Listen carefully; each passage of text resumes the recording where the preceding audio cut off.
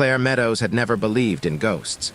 The world, she reasoned, was already full of real horrors, wars, sickness, broken hearts.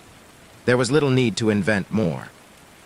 So when she signed the lease for the crumbling Victorian house at the edge of Eldridge Hollow, she didn't flinch at the warnings she found online. Vague stories of disappearances, flickering lights, and whispers in the walls. It was cheap and, more importantly, isolated. That's what she wanted most. After what had happened in the city, the sleepless nights, the hospital visits, the pitying looks from friends who didn't understand, Claire wanted to vanish for a while, not forever. Just long enough to breathe, without being reminded of who she used to be. The house sat alone on a weedy hill, its shutters flapping in the wind like half-lidded eyes. Paint peeled from the wood like curling parchment. The front door groaned open with effort, revealing a hollow, musty silence. Dust drifted in sunbeams like forgotten memories. It was perfect. She spent the first 2 days cleaning. Every room had its own smell: mildew, rotting wood, the faint sweetness of something long dead. Still, Claire found herself oddly comforted. This house didn't ask anything of her. It didn't expect her to smile or move on. It just let her exist. All the furniture had been removed long ago, except for one item in the upstairs bedroom: a mirror. Nearly 7 feet tall, it stood rooted in place like a monument. Its wooden frame was carved with winding vines and a series of strange, runic symbols that she couldn't identify. The glass itself was smeared and cloudy, the silver backing warped in spots, making her reflection look off, slightly too tall or too thin. Sometimes it seemed like her reflection blinked just a moment after she did. She tried to move it, but it was impossibly heavy.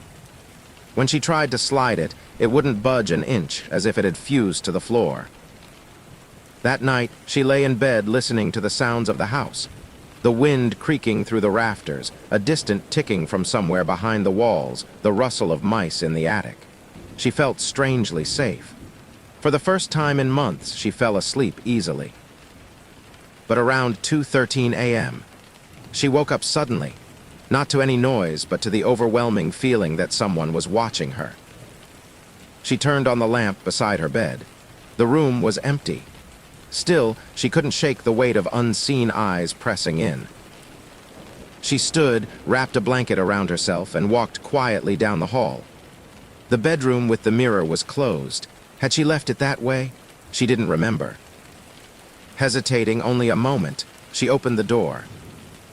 The mirror stood exactly where it had before, but something was different. The room felt colder, much colder. Her breath fogged the air, and her fingers ached from the sudden chill. The window was shut, yet a breeze curled around her ankles.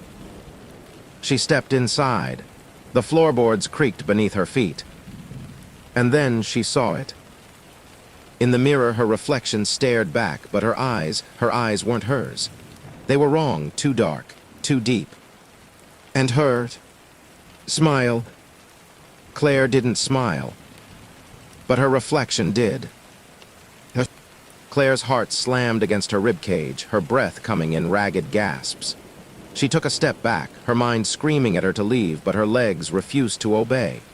The reflection, the thing in the mirror, was smiling at her. A wide, too perfect smile that stretched unnaturally across her face, its corners curling upward like the mocking grin of a predator. She blinked, and the smile vanished. Her reflection returned to its usual neutral expression. Her pulse thudded in her ears as she stared at herself, her breath fogging the glass. The chill in the room deepened, and with it came an uncomfortable sense of being trapped. The smile, the eyes that seemed too dark, too hungry. Something in the mirror wasn't right. Claire tried to pull away, to escape the suffocating pull of the glass. But it was as though the mirror had wrapped invisible fingers around her body, holding her in place. Then a voice. Soft, distant, but unmistakable. Claire. Her name, whispered on the wind, carried an eerie familiarity.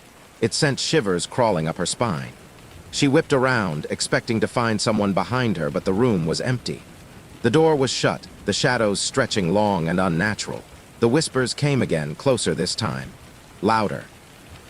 "Claire, come closer."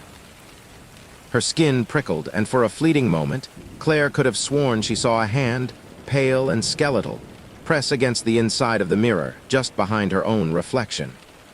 She gasped and stumbled backward, tripping over the rug.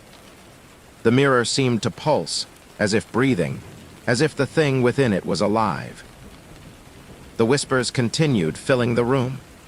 They were no longer a mere whisper. They were voices now, layered, each one pleading, coaxing, insistent. "Come closer, Claire, we are waiting." Her pulse thundered in her chest. Her mind screamed at her to run, but her body refused. She couldn't tear herself away. She couldn't look away. And then she saw it. The reflection of herself in the mirror moved. It wasn't an optical illusion. It wasn't a trick of light or shadow. Her reflection took a slow, deliberate step forward, its feet dragging across the cold wooden floor. Claire felt a sudden, sharp sense of vertigo, as if the very air around her had shifted, distorting the reality of the room itself. The reflection inched closer. Her throat tightened. She could no longer move, couldn't breathe. The voice whispered again, but this time it wasn't from behind her, nor was it from the mirror. It was inside her head, a soft murmur that felt like a command. "Touch it, Claire, you must touch it." Her fingers twitched involuntarily. She reached forward slowly, like a puppet on invisible strings. With a trembling hand, Claire pressed her fingers against the surface of the glass.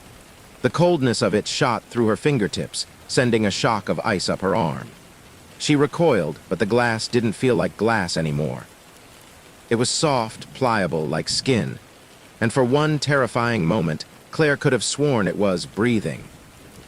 Then there was nothing. The air went still. The whispers faded.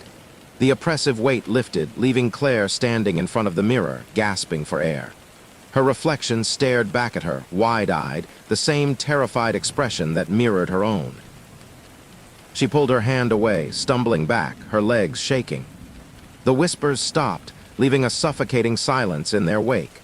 Her chest heaved as she tried to catch her breath.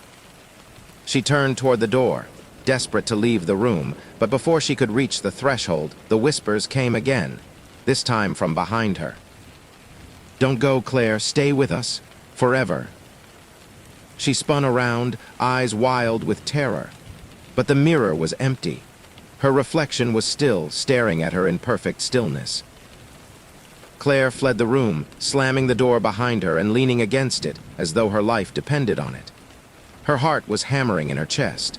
Her legs buckled beneath her, and she slid to the floor, her back pressed against the cold wood of the door. She gasped for air, trying to steady her breathing, but the panic surged inside her like a tidal wave. Her eyes darted around the empty hallway, but the house had fallen eerily silent.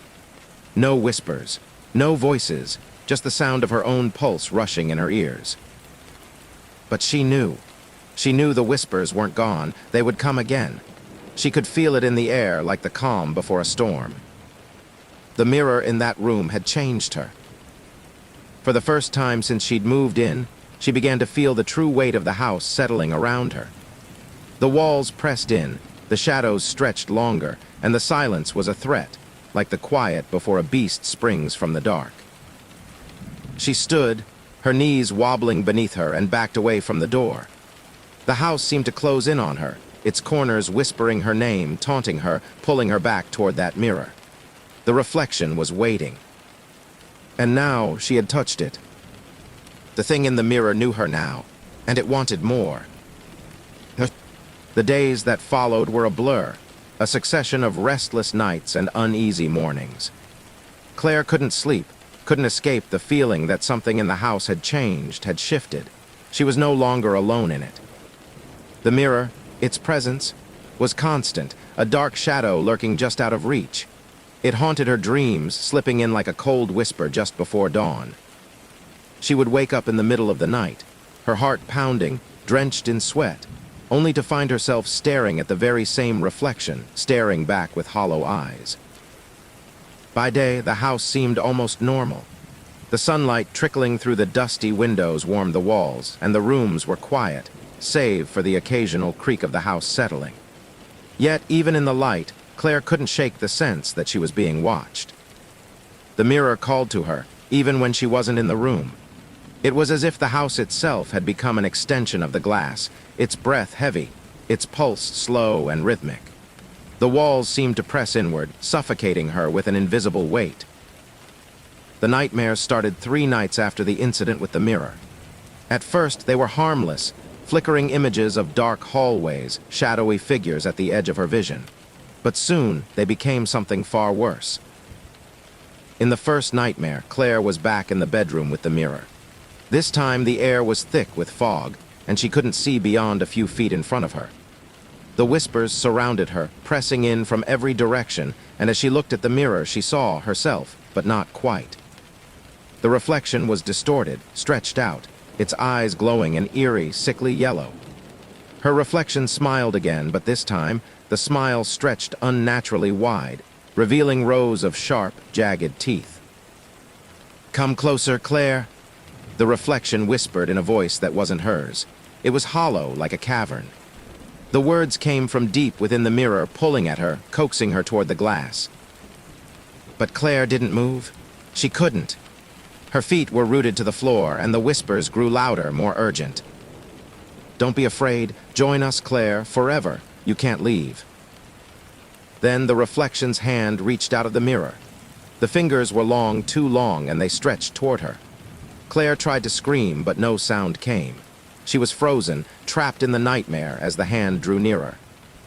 The fingers brushed her cheek, cold as ice, and for a moment, Claire felt the reflection's touch, the clammy sensation of skin that wasn't quite human.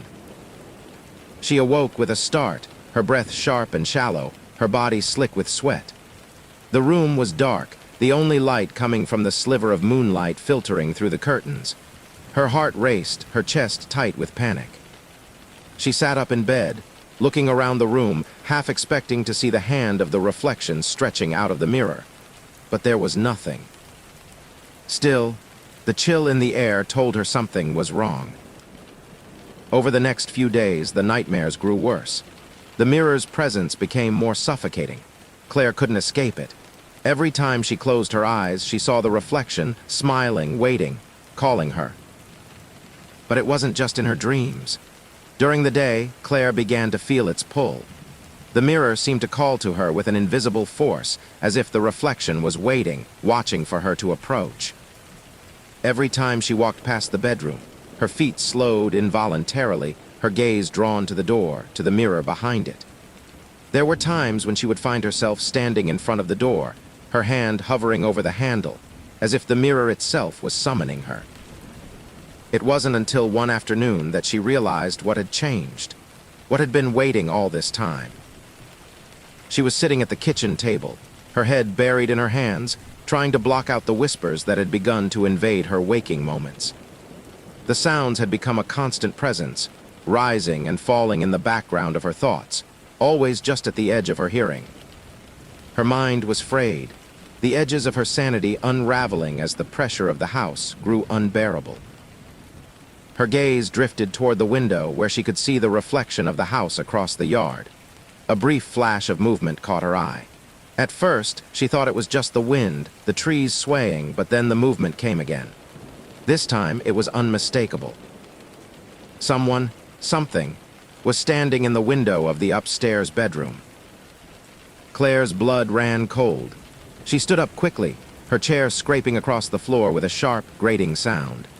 Her heart pounded in her chest as she rushed to the stairs, her feet stumbling over the worn steps. When she reached the second floor, her breath was shallow, her legs unsteady beneath her. The door to the bedroom with the mirror was open. She stepped inside, her pulse thundering in her ears. The room was empty, except for the mirror. The glass was fogged over, thick with condensation, and as Claire stepped closer, she saw it. Her reflection wasn't standing where it should have been. Instead, it was in the far corner of the room, crouched down, its back arched grotesquely. It was staring at her, its eyes wide and unblinking, its smile stretching impossibly far. And then, just like in her dream, it moved. The reflection stood, its limbs jerking in unnatural angles, and it stepped toward her. The mirror rippled as if the glass itself were alive, distorting, stretching. The figure in the mirror began to reach out, its hand sliding through the surface, its fingers elongating, writhing like tendrils. "Come closer, Claire." The voice was louder now, not a whisper, but a deep, guttural growl. It resonated from inside the mirror, vibrating the very air around her. Claire backed away slowly, her feet stumbling, but her eyes never left the reflection. It was coming for her. The mirror was alive, and it wasn't content to stay behind its glass. The reflection stepped through the mirror as though it were made of liquid, its body slipping out into the room with a sickening slosh. It stood in front of her now, inches away, its smile too wide, its eyes empty voids. "You belong to us now," it hissed, its voice reverberating in her skull.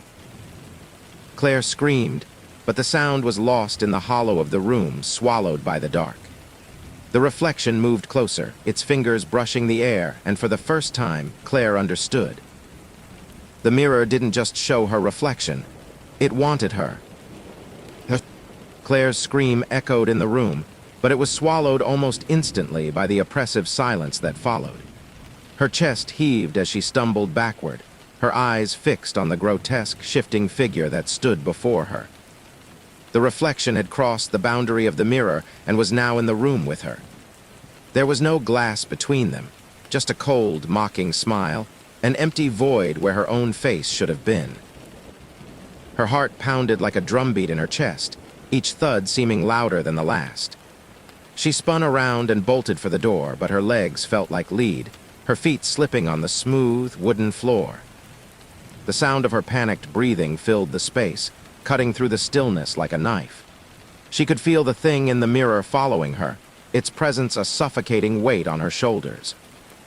She dared not look back, terrified that if she did, she would see those hollow eyes staring at her, drawing her back into the glass. As she reached the door, the handle turned with a soft click, but when she tried to pull it open, it wouldn't budge. Panic surged through her. She rattled the door with desperate hands, but it was stuck. No, no, no. The cold air behind her prickled her skin, a soft breath against her neck, and Claire knew. The reflection was standing right behind her. "Claire," the voice was no longer a whisper, but a low, guttural rasp, like something speaking from the depths of an abyss. "You can't leave. You belong to us." She spun around, her breath catching in her throat as she faced the creature that had once been her reflection. It wasn't just a twisted version of herself anymore.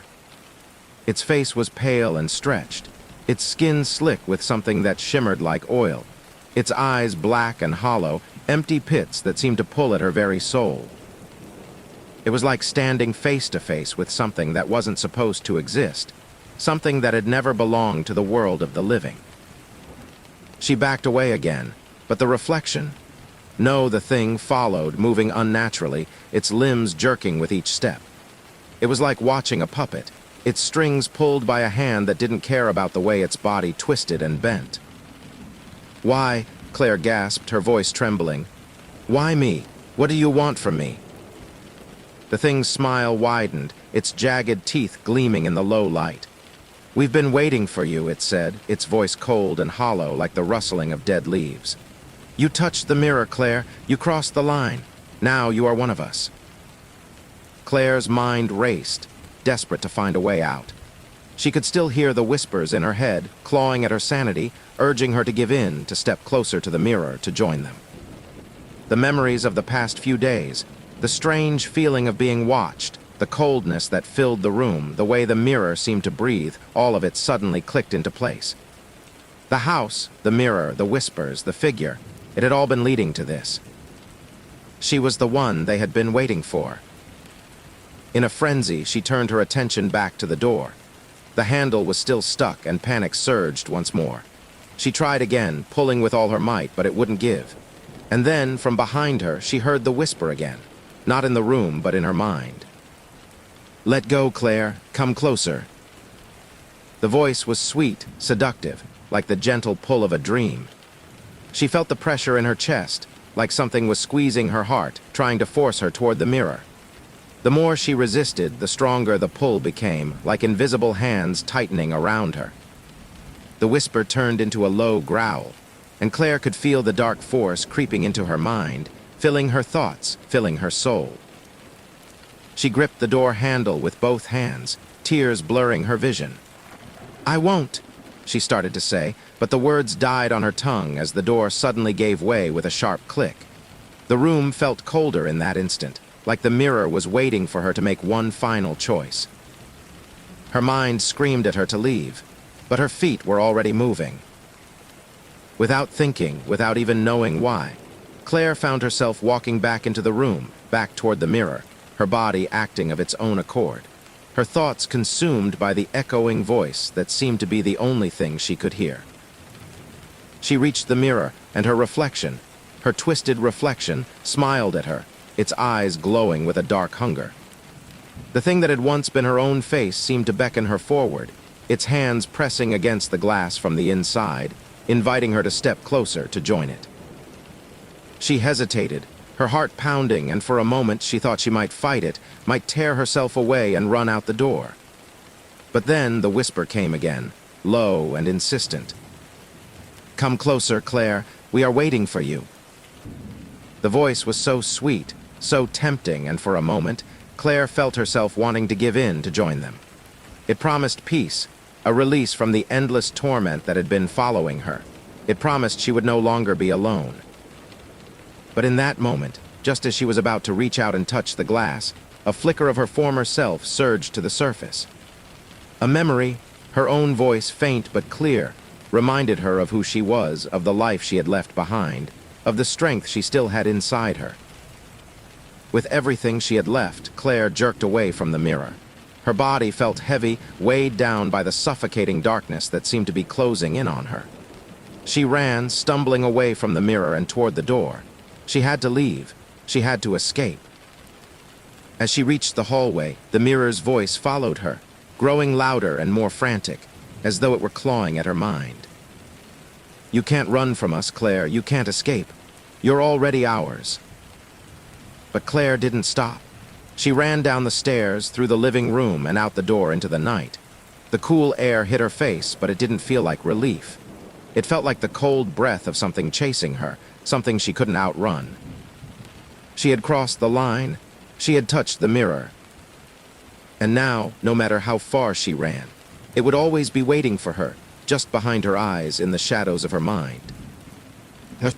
The night air hit Claire's skin like a slap, the cold biting through her clothes as she stumbled across the yard, her breath coming in sharp gasps. Her legs trembled, and her mind screamed at her to run faster, to escape, but every step felt heavier than the last. The house loomed behind her, dark and foreboding, the window's empty eyes that seemed to watch her every move. She didn't stop running. The whispers followed her, soft, insistent, but always just beyond her hearing, like a breeze teasing the edges of her consciousness. They were in her mind now, too, scratching at the corners of her thoughts, urging her to turn back, to return to the mirror, to give in to its pull. "Claire, you can't escape. You belong to us." Her heart pounded in her chest, and her lungs burned with every ragged breath. She couldn't hear the voice anymore, couldn't feel its grip on her, but the fear was still there, deep, visceral, wrapping around her like a shroud. The coldness that had taken root in her bones, that had clawed at her mind, still clung to her. Claire had to leave. She couldn't stay. She couldn't go back to that house. But where would she go? What was left for her beyond the crumbling walls of the house in Eldridge Hollow? She had nothing, no one. And even as she ran, she knew it was hopeless. The mirror would find her. It always found its way back. She reached the end of the overgrown yard, her eyes scanning the horizon for any sign of life. But the world was dark, empty, silent. The small country road that led to the nearest town stretched out ahead of her, a narrow ribbon of asphalt barely visible in the moonlight. Claire didn't know how far it was to the town, but she couldn't stay here. She had to move. She had to leave. With trembling hands, she pulled open the gate and stumbled through, her feet finding the uneven dirt path that led to the road. Her mind was a blur of panic, of whispered words, of dark memories of the thing in the mirror.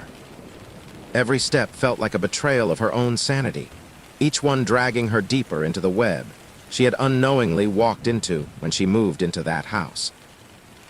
As she moved farther away from the house, the whispers grew faint, but they never completely disappeared.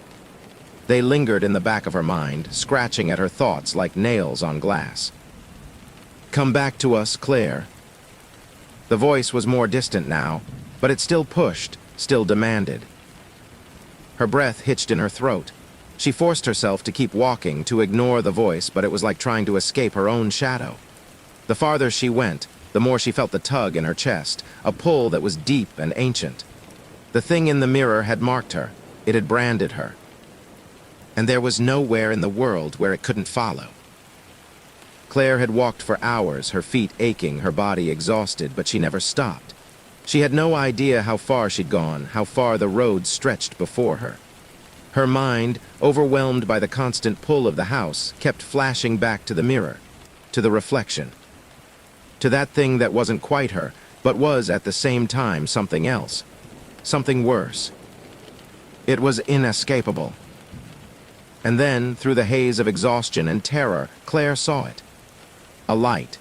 It was faint at first, a soft flicker through the trees, but it was enough to make her heart leap with a desperate hope. The town. It wasn't far now. She was almost there. The streets, the shops, the people. It didn't matter anymore. She just needed to get away from the house, away from the mirror, away from whatever it was that had reached into her life and shattered it beyond repair. She quickened her pace, ignoring the pain in her legs, focusing only on the distant glow of the town. Her hands shook, her mind still haunted by the image of that twisted reflection, the thing that had called to her in the dead of night. But as she walked closer, the light grew dimmer.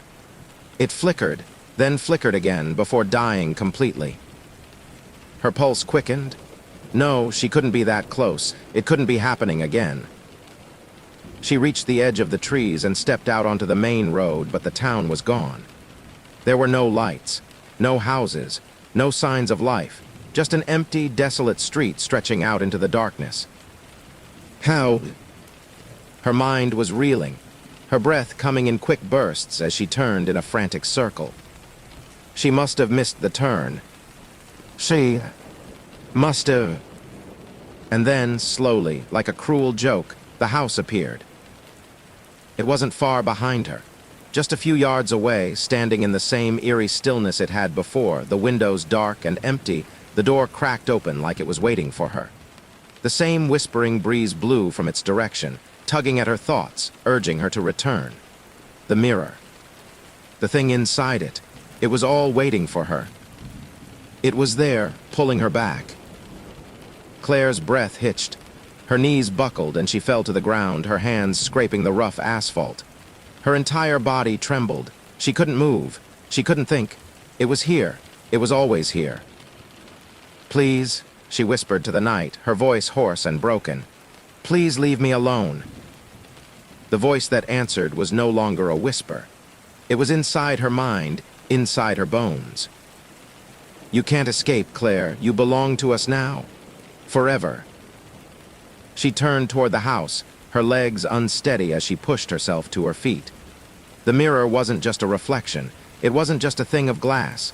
It was a doorway, and it was waiting for her to step through. Tears blurred her vision as she staggered toward the front door, each step feeling more like an anchor weighing her down. She wanted to fight.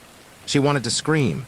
But all she could do was walk, her mind filled with the single, inevitable truth. The mirror had already claimed her. The door creaked open, and Claire stepped inside. The air was thick with the scent of dust and decay, and the house swallowed her whole. The shadows seemed to stretch, lengthening and closing in as she walked down the familiar hallway toward the room where the mirror waited. She couldn't stop herself. Her legs moved of their own accord, dragging her closer, drawing her into its pull. The whispers had become deafening, a choir of voices swirling around her, urging her to come closer. When she reached the bedroom, the mirror stood in the center of the room, its frame gleaming with a faint, otherworldly light. The reflection inside was waiting for her, smiling, grinning, its dark eyes empty, yet full of hunger. The figure inside reached out toward her, its fingers beckoning. And then Claire knew. She wasn't going to escape. She wasn't meant to. She was part of it now, part of the mirror, part of the thing inside. With one last, trembling breath, she stepped forward. The mirror rippled, and her reflection smiled back at her. Claire stepped forward, her body moving as if on its own, compelled by an invisible force. The reflection in the mirror smiled wider, its hollow eyes glowing with a sickly yellow light. As her fingers brushed the surface of the glass, the world around her seemed to fade, leaving only the cold, dark emptiness of the room.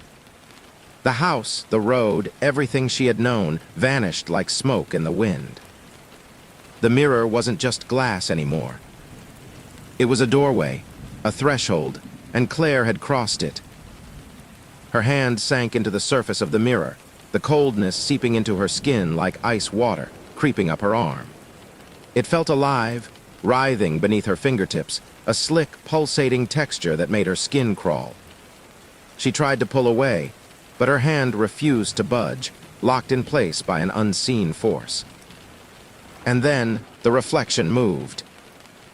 The figure inside the mirror, her reflection, but not quite, leaned forward, its smile twisting into something darker, something malicious. Its face was distorted, its features stretching and bending in ways that made Claire's stomach turn. The longer she stared, the more it felt wrong. Its eyes were no longer just hollow pits. They were pools of darkness, swirling with movement as if something else lurked within. "You belong to us, Claire," the reflection whispered, its voice not just in her ears, but inside her head, echoing with the weight of ancient promises. The voice twisted, fluctuating between her own and something else, something alien. The figure inside the mirror stretched forward, its hand reaching through the glass, its fingers curling around her wrist. It was so cold, colder than anything she had ever felt. The air in the room seemed to freeze, the temperature dropping sharply as if the entire house was exhaling its last breath.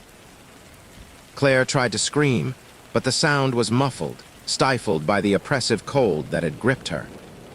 The world around her bent and warped, the edges of her vision turning to black mist as the thing in the mirror pulled her in. "You cannot escape," it said again, its voice growing louder, more insistent, as if it were a million voices layered on top of each other, coming from every corner of her mind. "You're already here." Her heart pounded in her chest, and for a moment, she felt the full weight of the realization crash over her. The mirror wasn't just a reflection, it was a prison, a trap, and she had walked right into it. With one final, desperate surge, Claire tried to pull away, her fingers digging into the wooden frame of the mirror, but the grip of the reflection was too strong. It was no longer just pulling her in. It was devouring her, drawing her into the glass, into the endless void behind it. "You are ours, Claire," it whispered, its voice now both soothing and terrifying. "And now you will never leave." Her feet left the ground, her body being drawn into the mirror as if it were water, her limbs becoming weightless. The room around her began to fade, the light dimming, until all that was left was the reflection, her reflection, but not her.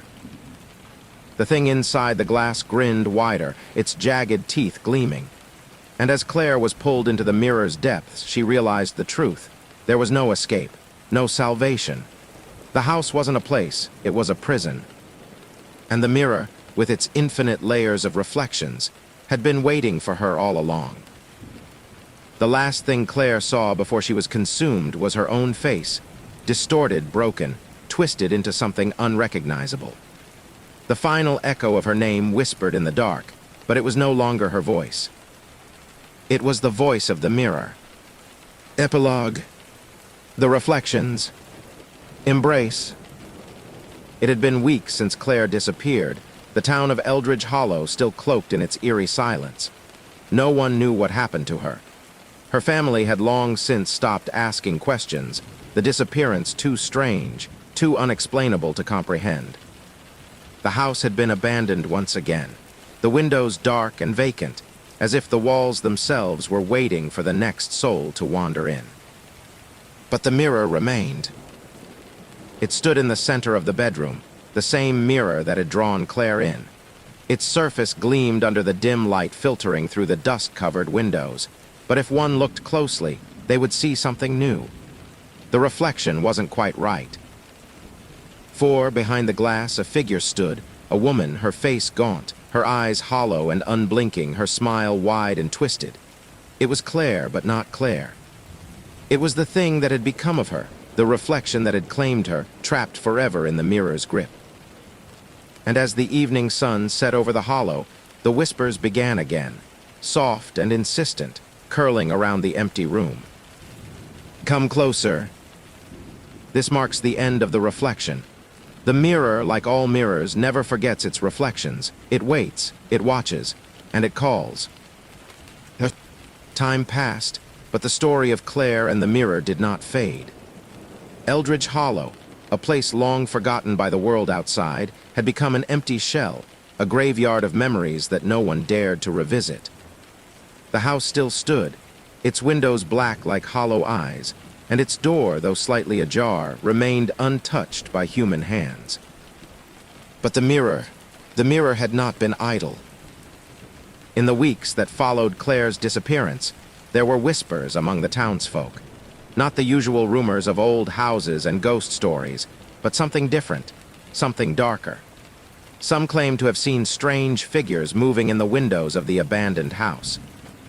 Others spoke of hearing footsteps at night, faint and shuffling, as if someone were still walking through the rooms. And then there was the mirror. It had been left behind, alone in the bedroom, its surface still shimmering with the faintest light. But as the weeks passed, something began to change. The reflection in the glass no longer showed an empty room. It no longer showed nothing. It showed someone. One evening, as the sun dipped below the horizon, casting long shadows across the empty streets, a figure appeared in the window of the house. At first, it was nothing more than a silhouette, barely discernible against the darkening sky.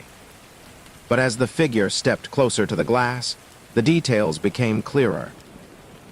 A woman, pale, thin, her face gaunt and hollow, her hair matted and wild. She pressed her hand against the glass of the window, and for a moment her eyes, those dark, empty eyes, stared directly into the soul of anyone who dared to look. There was no sound, no movement. Just the eerie stillness that filled the hollow. The mirror, it seemed, had come alive again. It was a quiet night when Lucas Donovan, the town's reluctant new sheriff, found himself passing by the old house. He had been in Eldridge Hollow for only a few months, but the rumors about the abandoned house had reached him early. He'd heard the stories, the tales of the young woman who disappeared, the strange occurrences that seemed to happen in that house, the unsettling feeling that hung around it like a cloud of decay. Lucas wasn't one to believe in ghosts or spirits, but something about the house unsettled him. It wasn't just the stories, it was the way it felt. There was an energy around it, a heaviness that seemed to sink into his bones whenever he came too close. And tonight, as he drove past the long-forgotten house, he felt it again.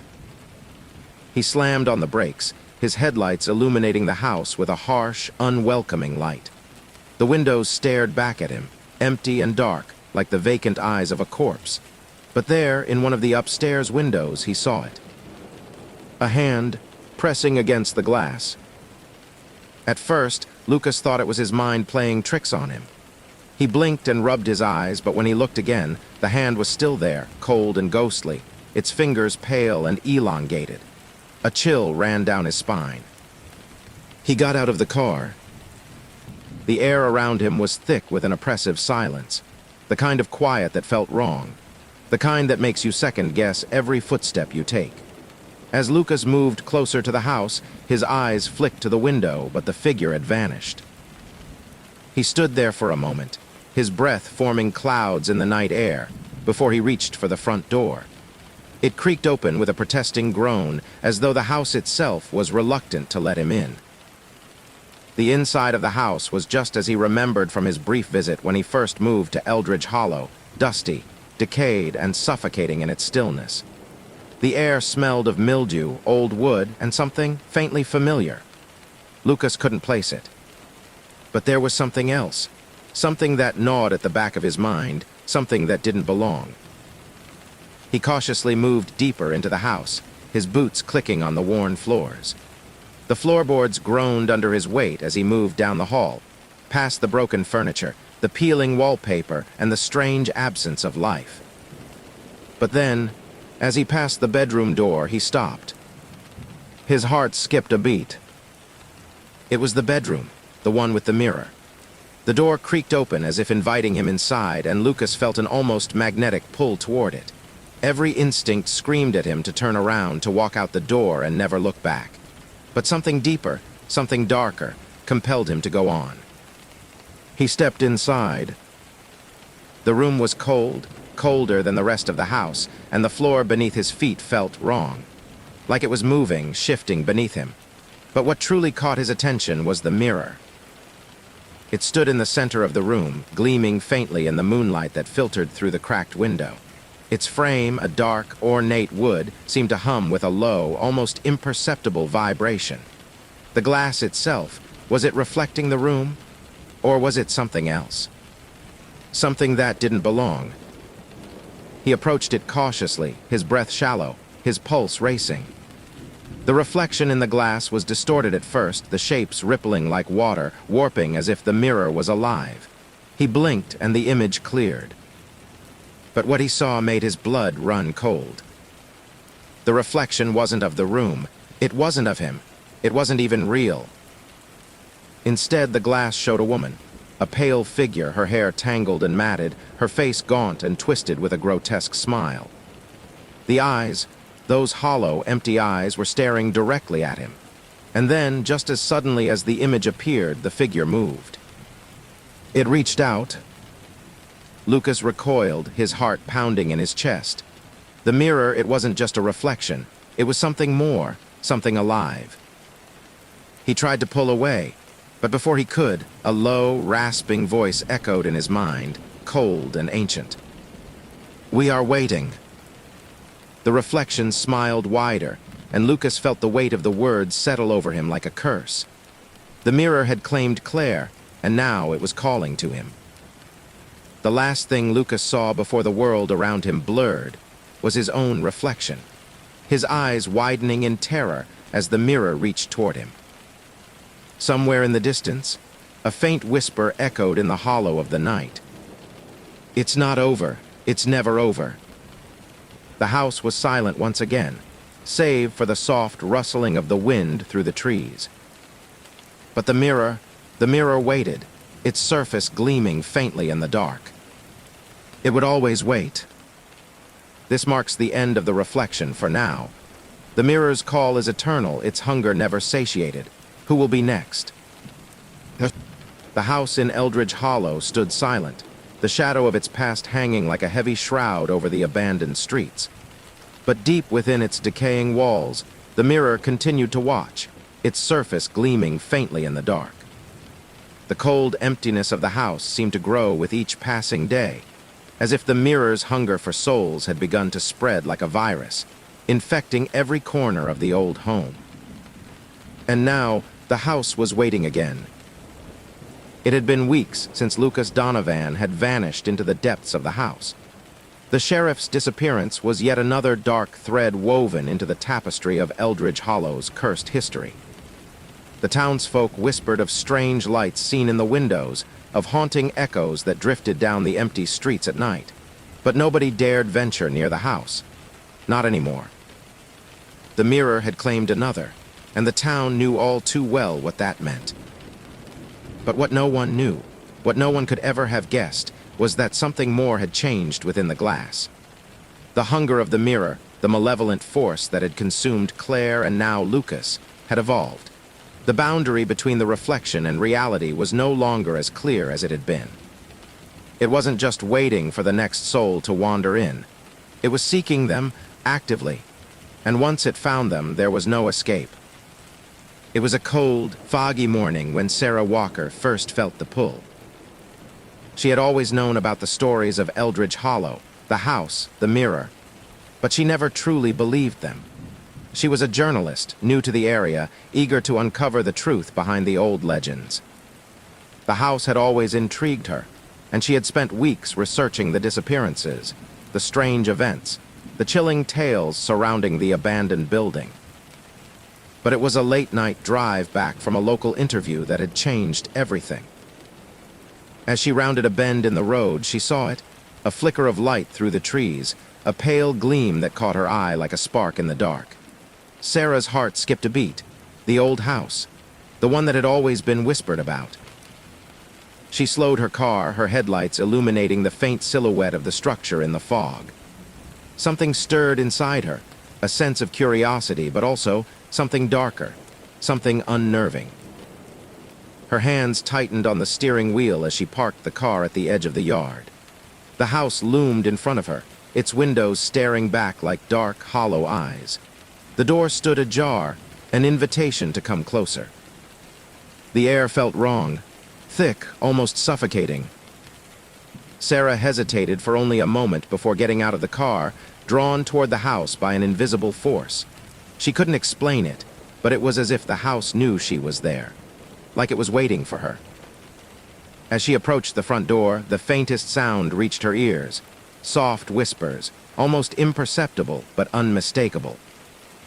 "Come inside, Sarah."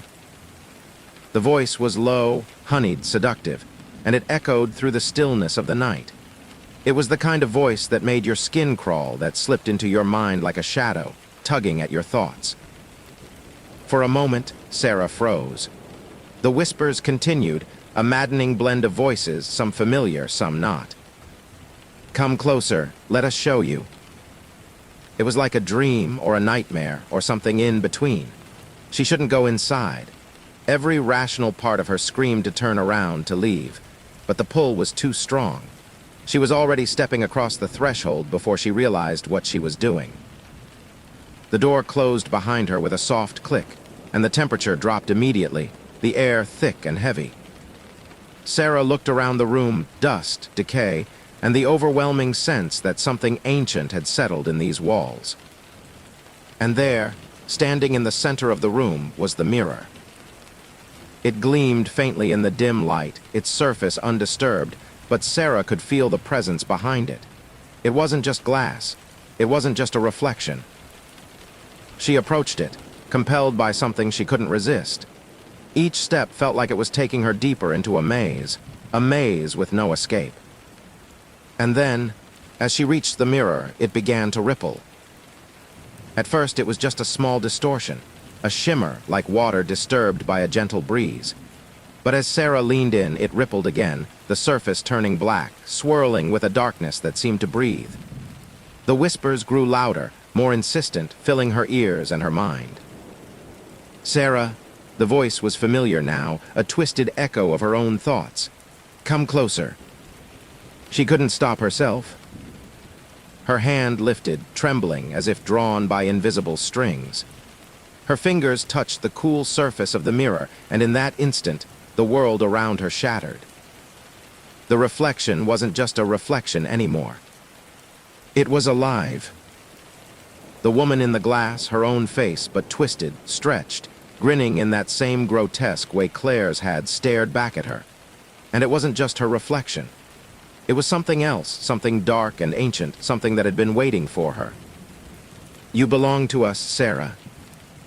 The voice was deafening now, filling her entire mind. The glass rippled again, distorting her reflection, but this time she could feel the pull. The sensation of something grabbing her, pulling her in, like tendrils of darkness wrapping around her body. She tried to pull away, but her body refused to obey. Her fingers sank deeper into the glass, her skin melding with it, becoming part of it. The coldness spread like a wave, numbing her thoughts, freezing her very soul. It had her now. Her breath caught in her throat as the darkness filled her vision. The mirror sucked her in, swallowing her whole. And then there was nothing. The house in Eldridge Hollow stood silent once again, but the mirror was not empty. Behind its glass, the figure of a woman stood, her gaunt face twisted into a grotesque smile, her hollow eyes staring out into the void. It was Sarah. or what had become of her. The whispers in the house grew louder, more frantic, as if the mirror was calling out, reaching for the next soul. Come closer. The hunger was insatiable. And so, the mirror waited. The tale of the reflection continues, but now the hunger grows ever stronger. The line between reality and reflection is fading. The mirror is always watching, always waiting. The town of Eldridge Hollow had long since been forgotten by the world. The stories of its cursed house and the twisted mirror that resided within it were only whispered about in hushed tones by those who had heard the rumors and dared not speak of them again. But for Sarah Walker, the journalist who had unknowingly walked into its grasp, the curse was no longer just a story, it was her reality. Behind the glass of the mirror, Sarah's face twisted into an eerie reflection of her own despair. Her body, still visible in the dark room of the old house, was now a mere shell, a puppet without strings, trapped within the confines of the mirror's endless void. The whispers in her mind never stopped, always urging her to look deeper, to listen closer. They told her she was not alone, that the mirror had claimed many before her, and that it was always hunting. She wasn't the first, and she wouldn't be the last. The mirror's hungry. Past. Long before Claire had arrived in Eldridge Hollow, before Sarah had dared to uncover its secrets, the mirror had already been waiting. It had been in that house for as long as anyone could remember, passed down through generations, each owner adding their own layer to the legend, yet never truly understanding the depth of the malevolent force they had housed. In the early 1800s, a young couple had built the house, a charming two-story home on the outskirts of town. They were a simple, happy family. No one would ever have suspected that their home would become the breeding ground for a force so dark, so ancient. The mirror had come to them as a gift, a prized antique they had purchased from an eccentric traveling merchant. They admired its ornate frame, its shimmering surface, and placed it in the master bedroom, unaware of the true nature of its origins. But soon after the mirror's arrival, things began to change. Their son, Henry, a curious boy of 12, was the first to notice the strange behavior of the glass. He would often sit in front of it, staring into his own reflection for hours on end, as though entranced by it. His parents dismissed it as mere childhood fascination, but then came the whispers. At first they were faint, barely audible, just a slight rustling in the air like the soft wind rustling through the trees. But as time passed, the whispers grew louder, more distinct, until Henry could no longer ignore them. "Henry," the voice would say, its tone soft, almost pleading, "come closer." His parents, worried, had tried to intervene, but it was too late. The boy became obsessed with the mirror, unable to tear himself away from it. He spoke of seeing things that weren't there. Shadows, figures, and faces that would appear in the reflection, beckoning him closer. One night, Henry vanished. His parents searched the house from top to bottom, but there was no sign of him, no trace. And the mirror, well, it had changed. The one silver surface had turned black, the glass rippling like water in a storm, and in its depths there was something moving, something dark, something hungry. It was the mirror, but not the mirror. It had claimed Henry just as it would claim countless others. The whispers continued, now calling for the next soul. The return of the mirrors.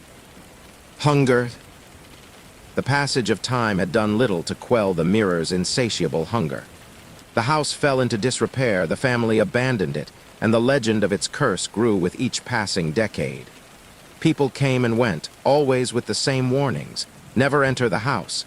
Never approach the mirror. But legends are rarely enough to deter the curious, the desperate, the foolish. And so, Sarah Walker found herself standing in front of that very mirror, her skin cold, her heart racing. She could hear the voices still, swirling in her mind, begging her to stay, to look deeper.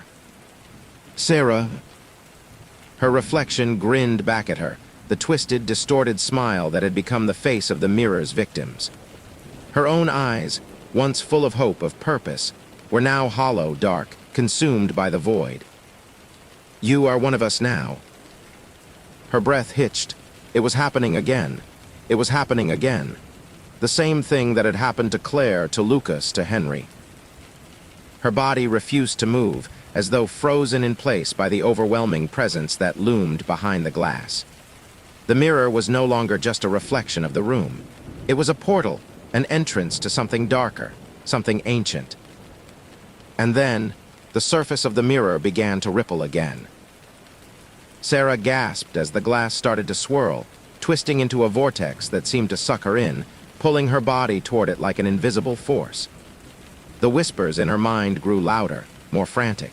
She could feel her skin begin to meld with the glass, her fingers sinking into its cool surface. Her heart pounded in her chest, a frantic beat of desperation. "No, no," she screamed, but the words were lost, swallowed by the darkness of the mirror. The reflection of her face stretched and warped, her features distorting into something unrecognizable. The voice inside her head laughed, a twisted, cruel laugh that echoed in every corner of her consciousness. "You are already here, Sarah. You belong to us." And then, in a final, shuddering breath, Sarah was gone. The mirrors endless. Prison. When morning broke over Eldridge Hollow, the house stood as it always had. Silent, forgotten, but the mirror was no longer empty. Behind the glass, the faces of the lost souls stared back at the world they could never leave. Sarah was there, her reflection twisted, her hollow eyes filled with the same darkness that had consumed the others. She was trapped, bound to the mirror's endless void, her soul lost to the darkness. And beside her, Claire, Lucas, Henry, all of them, their faces contorted into grotesque smiles, their eyes empty but somehow watching, always watching. The mirror was no longer just an object. It had become a prison, a place where the souls of the damned were trapped, forever bound to the glass, their torment eternal. But it wasn't just those who had already crossed into the mirror's world who were trapped. No, the true horror was that the mirror was always looking for more. It waited. It called. The next curious soul would come, drawn by the stories, by the whispers, by the pull of the reflection. They would step through the door, their minds clouded by the lure of the unknown. And the mirror would be ready, its hunger never sated. It would never be sated. And when the next soul entered, the mirror would whisper its name, its voice now loud and clear. "Come closer. You belong to us." Eldridge Hollow had always been a place of forgotten memories, its name only whispered when the shadows of the past seemed to creep just a little too close. But it wasn't only the house that had remained standing, stubborn and decaying. It was the mirror. And the mirror wasn't just a reflection of the house. It had become the heart of the hollow, the dark, beating pulse that thrummed with hunger. The town had long since closed itself off from the world, the streets empty, the windows dark. But the mirror, as always, continued to watch. It waited. It was a few months after Sarah Walker's disappearance that the first sign of something unusual in Eldridge Hollow came. A traveler, someone from the outside, passed through, unaware of the town's tragic history, unaware of the mirror's curse. His name was Adam, a wanderer of sorts, a man seeking solitude in the quiet woods of Eldridge Hollow. He had no reason to fear the warnings posted in the towns he passed through. No reason to heed the stories told in hushed tones by old men and widows. Adam had heard of Eldridge Hollow, of course, the tales of missing people, of a cursed house on the outskirts of town.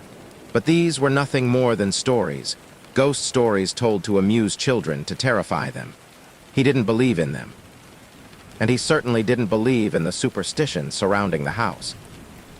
That was, until he came across it. It had been a long day of hiking, the weather turning as the sun sank low in the sky, casting an eerie orange glow over the trees. Adam had seen the house from a distance, nestled against the dark forest, its silhouette sharp and foreboding against the darkening sky. The windows glowed faintly in the fading light, and something about it, the stillness, the silence, drew him closer. As he approached, the air grew colder, the wind dropping to an unnatural stillness. Adam paused at the edge of the yard, staring up at the house, its doors wide open, inviting him in like a predator waiting for its prey. "Is someone here?" he called into the silence, his voice swallowed by the trees. He waited. The house stood unmoving, silent, empty. "Must be nothing," he muttered, and began walking toward the door. Inside, the house was as he had expected, empty, decaying, untouched by time but not by neglect. Dust covered every surface, the walls cracked and peeling. The furniture was old, broken, and the air smelled stale, filled with the scent of damp wood and mildew. As Adam moved through the rooms, he found himself drawn to one area in particular, the bedroom. The door creaked open and he stepped inside, his boots making faint clicking sounds on the floor. And there it was. The mirror. It stood in the center of the room, its dark frame twisting with intricate carvings that seemed almost alive. Its surface gleamed with a strange light, reflecting not just the room around him, but something more. The air around the mirror seemed heavier, like it was pulling at him, calling him closer. Adam's heart beat a little faster. He couldn't explain it, but the mirror felt different, as though it wasn't just glass. It wasn't just a reflection. "Strange," he muttered to himself, stepping closer. The air grew colder still, his breath misting in the faint light. The mirror's reflection shimmered, as if the surface were rippling like water. Adam reached out, drawn to it, unable to look away. And then, just as his fingers brushed against the glass, it happened. The world around him seemed to distort. The reflection of the room twisted, the light bending in strange ways. Adam felt a rush of panic, a coldness creeping into his skin, numbing his hands, his legs, his very thoughts. It was as though the mirror was alive, breathing in time with his own heartbeat. Suddenly, he pulled back, but it was too late. The glass rippled and a figure emerged.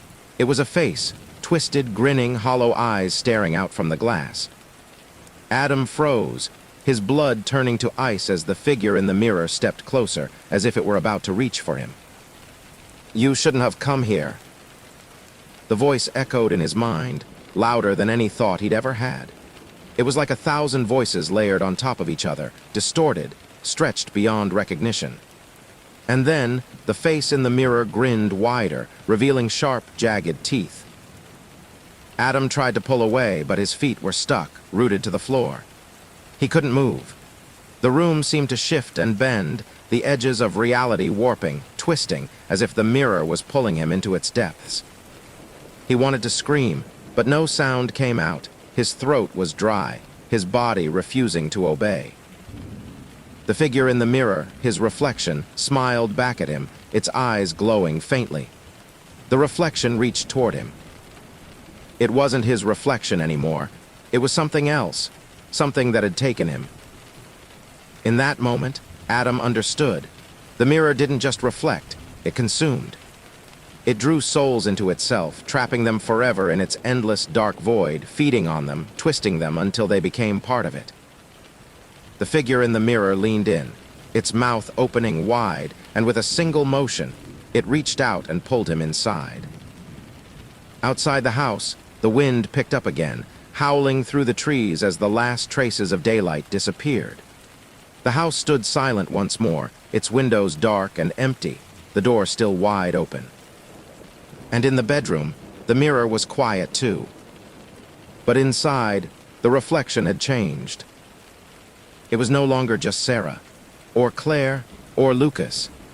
Now there was Adam too, his face twisted into a grotesque grin, his eyes hollow and dark. The mirror was full again, its hunger temporarily sated. But it was not finished. No, the mirror always needed more. It always waited for the next. The cycle repeats. The house remained empty for weeks after Adam's disappearance. The townspeople of Eldridge Hollow avoided it, as they had always done, not daring to speak of it. The whispering wind through the trees carried tales of another soul claimed, of another body lost to the mirror's dark hunger. But, as always, The house stood untouched, the mirror gleaming in the dark corners of the forgotten home. The hunger never stopped. It never would. And as long as the mirror stood, it would always be waiting. For the next curious soul, the next desperate wanderer, the next lost person who would dare to look into its depths, into the endless void of its reflection. The mirror would always call, and it would never be satisfied. Eldridge Hollow's name had become a faded memory on most maps. The people who once lived there had long abandoned it, leaving only a handful of whispers in the wind and a few traces of forgotten lives. The cursed house, with its twisted mirror, remained, its darkness slowly creeping through the roots of the land itself, soaking into the soil, the trees, the very air. And yet, despite all the warnings, despite the fading myths, a strange force remained, one that beckoned new souls to the house, drawn to it as moths to a flame. It was only a matter of time before someone would come again. Someone would step into that house, and it would begin once more. It was late one evening when Emily Carter, a student of folklore and the supernatural, found herself driving toward Eldridge Hollow. She had heard the stories from her professors, from old books, from townspeople whose voices trembled when they spoke of the house in the woods. The house with the cursed mirror. Emily had always been skeptical. She had studied dark legends before, lost civilizations, haunted mansions, cursed artifacts. But nothing that she had ever researched had prepared her for the compelling pull that Eldridge Hollow had on her. The more she read about the mirror, the more obsessed she became with it. Every story, every whispered warning only seemed to heighten her desire to see it for herself, to uncover the truth. "I'll be fine," she muttered to herself, gripping the wheel as the trees around her seemed to close in. The road was narrow and winding, swallowed by the dense forest. The night was deep, the air thick with the scent of earth and decay. Emily had been driving for hours, following an old, tattered map she had found in the local archives. The house was out of reach for most people, hidden in the wilderness, isolated from any modern civilization. But Emily didn't mind the journey. She was close, too close to turn back now. And then, through the trees, she saw it. The house loomed ahead, its silhouette sharp against the sky, its windows dark. She slowed her car, her heartbeat quickening.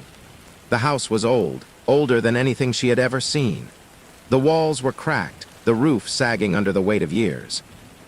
Yet there it stood, silent, imposing, and waiting. The mirror, it was calling her. Emily stepped out of the car, her breath visible in the cool night air. She paused, taking a moment to gather her courage. Her instincts told her to turn around, to walk away, but curiosity overpowered the fear. She had to see it. She had to touch it. The air around the house felt strange, heavier, colder, as though something invisible had wrapped itself around her, making every step feel like a betrayal. The door to the house creaked as she pushed it open. Inside, the darkness was thick, almost suffocating. The faintest of lights filtered through the gaps in the windows, casting long, eerie shadows across the room. She moved deeper into the house, her footsteps echoing. The silence was almost deafening, as if the house itself was holding its breath. And then she saw it. At the end of the hall, in the master bedroom, stood the mirror. It was just as the stories had described, an ancient, ornate frame, dark and twisted, its surface gleaming faintly in the dim light. But there was something different about it now, something that made Emily's skin crawl. The reflection seemed wrong, distorted, as though the mirror was not just a piece of glass, but a living, breathing entity. She could feel the pull in her chest, the attraction, the allure. She stepped closer, her heartbeat echoing in her ears. "Don't do this," a voice in her mind warned. But Emily couldn't stop herself. She reached out a hand, her fingers trembling. As soon as they brushed the glass, the world around her seemed to shift. The room blurred, the air grew colder, and a sense of dread washed over her, drowning out all other thoughts. The reflection rippled. It stretched, contorted, as though something was trying to break free from the other side. And then a figure appeared. Emily froze, her blood running cold. It was a face, her face, but not quite. It was twisted like something had stretched it out of shape. The eyes were wide, too wide, and there was a horrible grin that stretched from ear to ear. It was her, but not her. "Come closer, Emily," the figure in the mirror whispered, its voice a distorted echo of her own. The words felt like a physical presence in her mind, pulling her forward, pushing her toward the mirror. "No," she whispered, her breath shaky, but her body wouldn't obey. Her hand, against her will, moved forward, fingers sinking into the glass. The surface of the mirror rippled like water, and then, without warning, her hand was sucked in. The glass seemed to devour her, pulling her toward it, until there was nothing left but her reflection, screaming, her face twisted in terror. But the terror didn't last long. The reflection smiled, its eyes glowing dark, its grin widening in a grotesque imitation of a human smile. And then Emily was gone. When the sheriff of Eldridge Hollow arrived a few days later, having received reports of a missing person, the house was silent once again. The door stood ajar, just as it always had. The air inside was thick with the sense of something waiting for the next victim, the next soul to step into its web. The sheriff had heard the rumors, of course, but he was a practical man. He believed in evidence, not ghost stories or myths. He wasn't prepared for what he found inside. He walked through the empty house, his flashlight flickering in the dark. And then, in the master bedroom, he saw it. The mirror. It gleamed in the low light, its surface rippling ever so slightly. As he approached, the hairs on the back of his neck stood up. He knew somehow that something was wrong, that something was watching him. But it wasn't until he looked into the glass that he saw her. Emily's face, twisted, grinning. She was inside the mirror now, her eyes wide, filled with terror, but that same twisted grin stretched across her face. The sheriff stumbled backward, his heart pounding in his chest. The air grew heavier, pressing down on him, suffocating him with its weight. And then the whispers began. "Come closer." The sheriff, frozen in place, felt the irresistible pull. The reflection in the mirror seemed to reach out for him, its hand stretching toward the glass, urging him closer. He turned and ran, stumbling out of the house as fast as he could, but the voices followed him, echoing in his mind. And as he reached his car, he felt a chill run down his spine. In the rearview mirror, he saw her. Emily, her twisted reflection grinning at him from the glass. And behind her, in the darkness of the woods, he swore he saw the house watching him, waiting. The mirror in Eldridge Hollow waits, patient, eternal, its hunger never satisfied. It calls out to those who dare to listen, those who are drawn by the pull of its reflection. And each time another soul falls into its grasp, it becomes a little stronger. The house is not empty, it never has been. It is a prison, a doorway, a curse. And it will wait forever, until the next one comes. The air around Eldridge Hollow had grown thicker, heavier, in the months since Emily Carter's disappearance. The trees surrounding the cursed house seemed to loom larger, their twisted limbs reaching down like skeletal hands, blocking out the sun's warm rays. Even the townsfolk, those few who remained, had grown even quieter, avoiding the house with an almost palpable fear. Whispers of Emily's fate had spread like wildfire, each retelling darker than the last. And yet the house stood. The mirror, too, remained in place. It had become more than just an artifact of terror. It was now the heartbeat of the house, the pulse that kept the land alive, feeding off the darkness that had long since taken root. But the hunger that thrived within the mirror was not content. Something had changed in the air around Eldridge Hollow. A shift, a stirring in the shadows that had remained still for too long. The house, too, felt it, a low hum vibrating through its bones. It had waited long enough. The souls trapped inside its reflective prison were restless. They could feel the ripples of the dark force that called to them from the depths of the void. Something was coming, Something worse. And in the center of the storm, within the very heart of the cursed house, the mirror awaited. As always. Deanna Matthews wasn't afraid of ghost stories.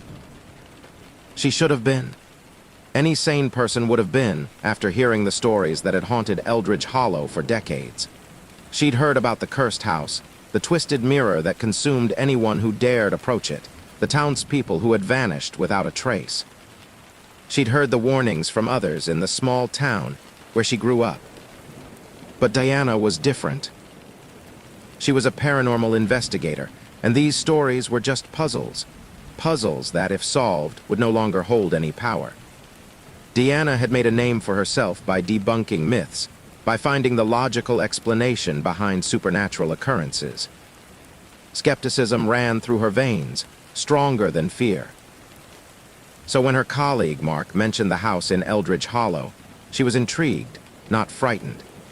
He had found old news articles, and the idea of an unsolved mystery, especially one so steeped in legend, was too tempting for her to resist.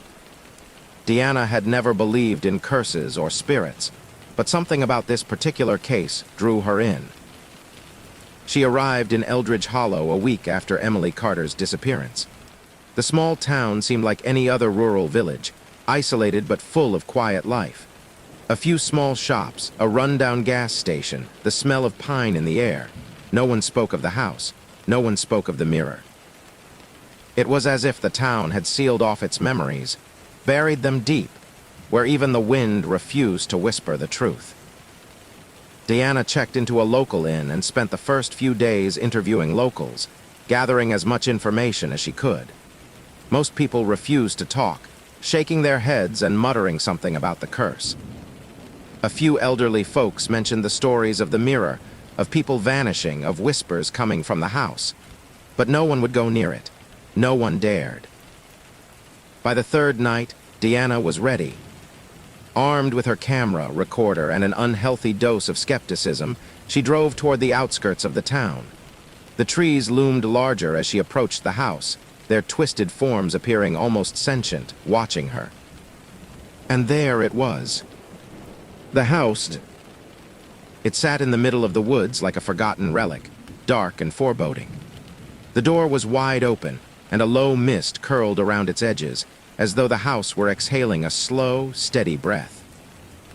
Deanna stepped out of the car, her heart racing with excitement rather than fear. This was it, the moment she had prepared for. She took her first steps toward the house. And, without warning, a gust of wind slammed the door shut behind her. The sound was like a drumbeat in the silence, a warning, but she didn't turn back. She pushed forward. The inside of the house was just as she expected. Dusty, decaying, but it wasn't empty. No, the air inside was thick, charged with something Deanna couldn't explain. The floorboards creaked underfoot, groaning as if they, too, were alive. As she moved deeper into the house, she could feel the presence of something ancient, something far older than the house itself. It wasn't just the stories. This was real. Her instincts, trained from years of investigation, told her that she wasn't alone. The mirror was waiting. When she finally entered the bedroom, Deanna's breath caught. The mirror stood there in the center of the room, just as described. The ornate frame was dark, twisted, its surface reflecting not just the room, but something deeper.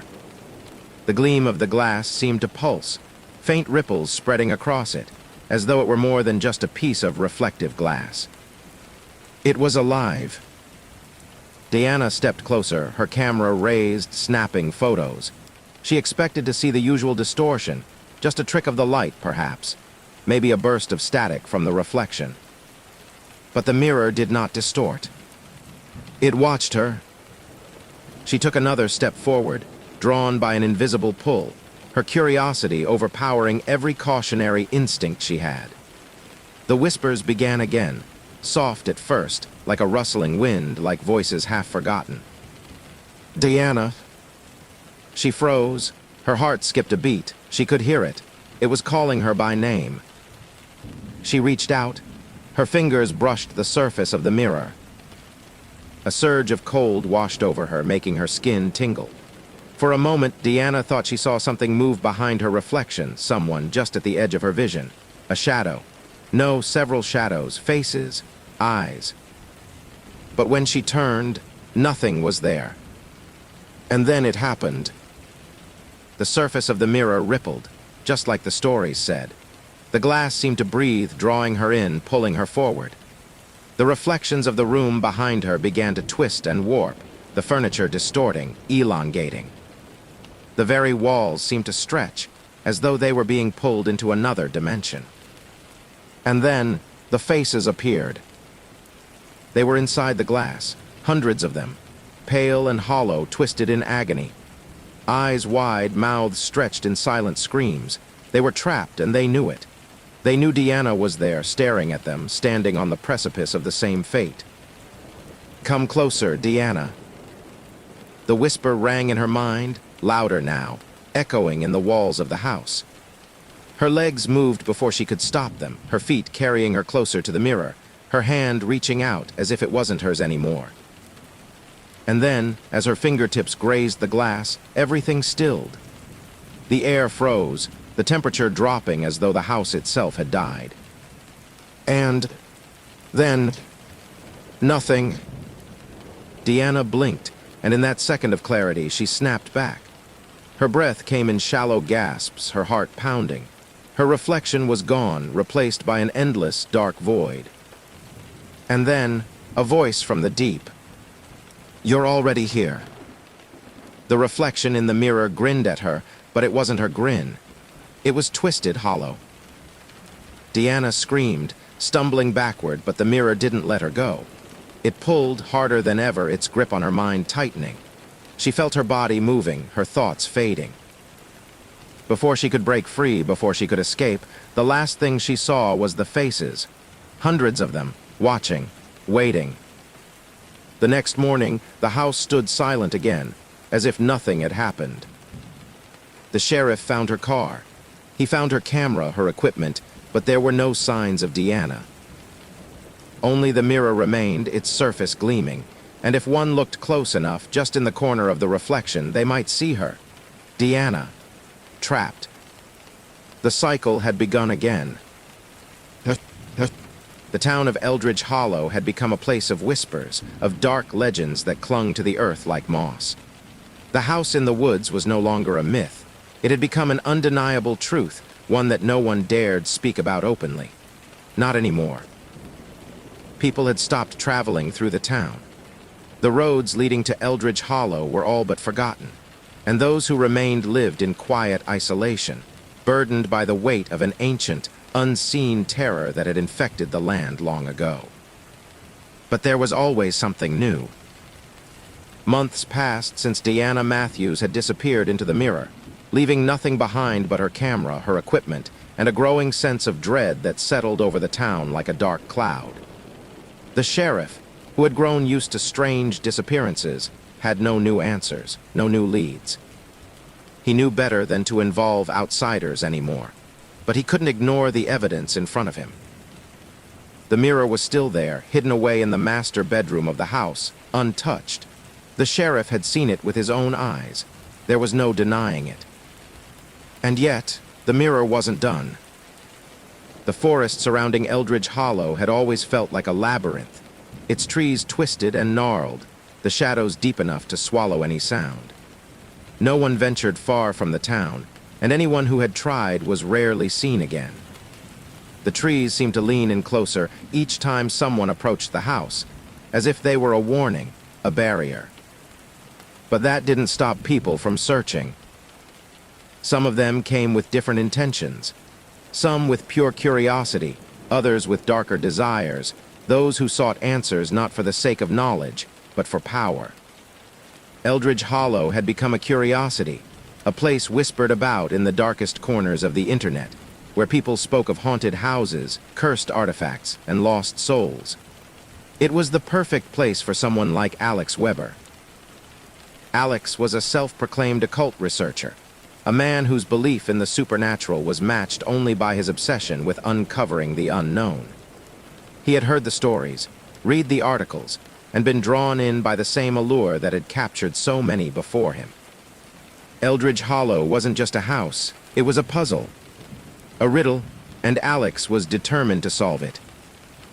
He arrived late one evening when the moon hung low and the trees stretched their limbs like dark sentinels in the night.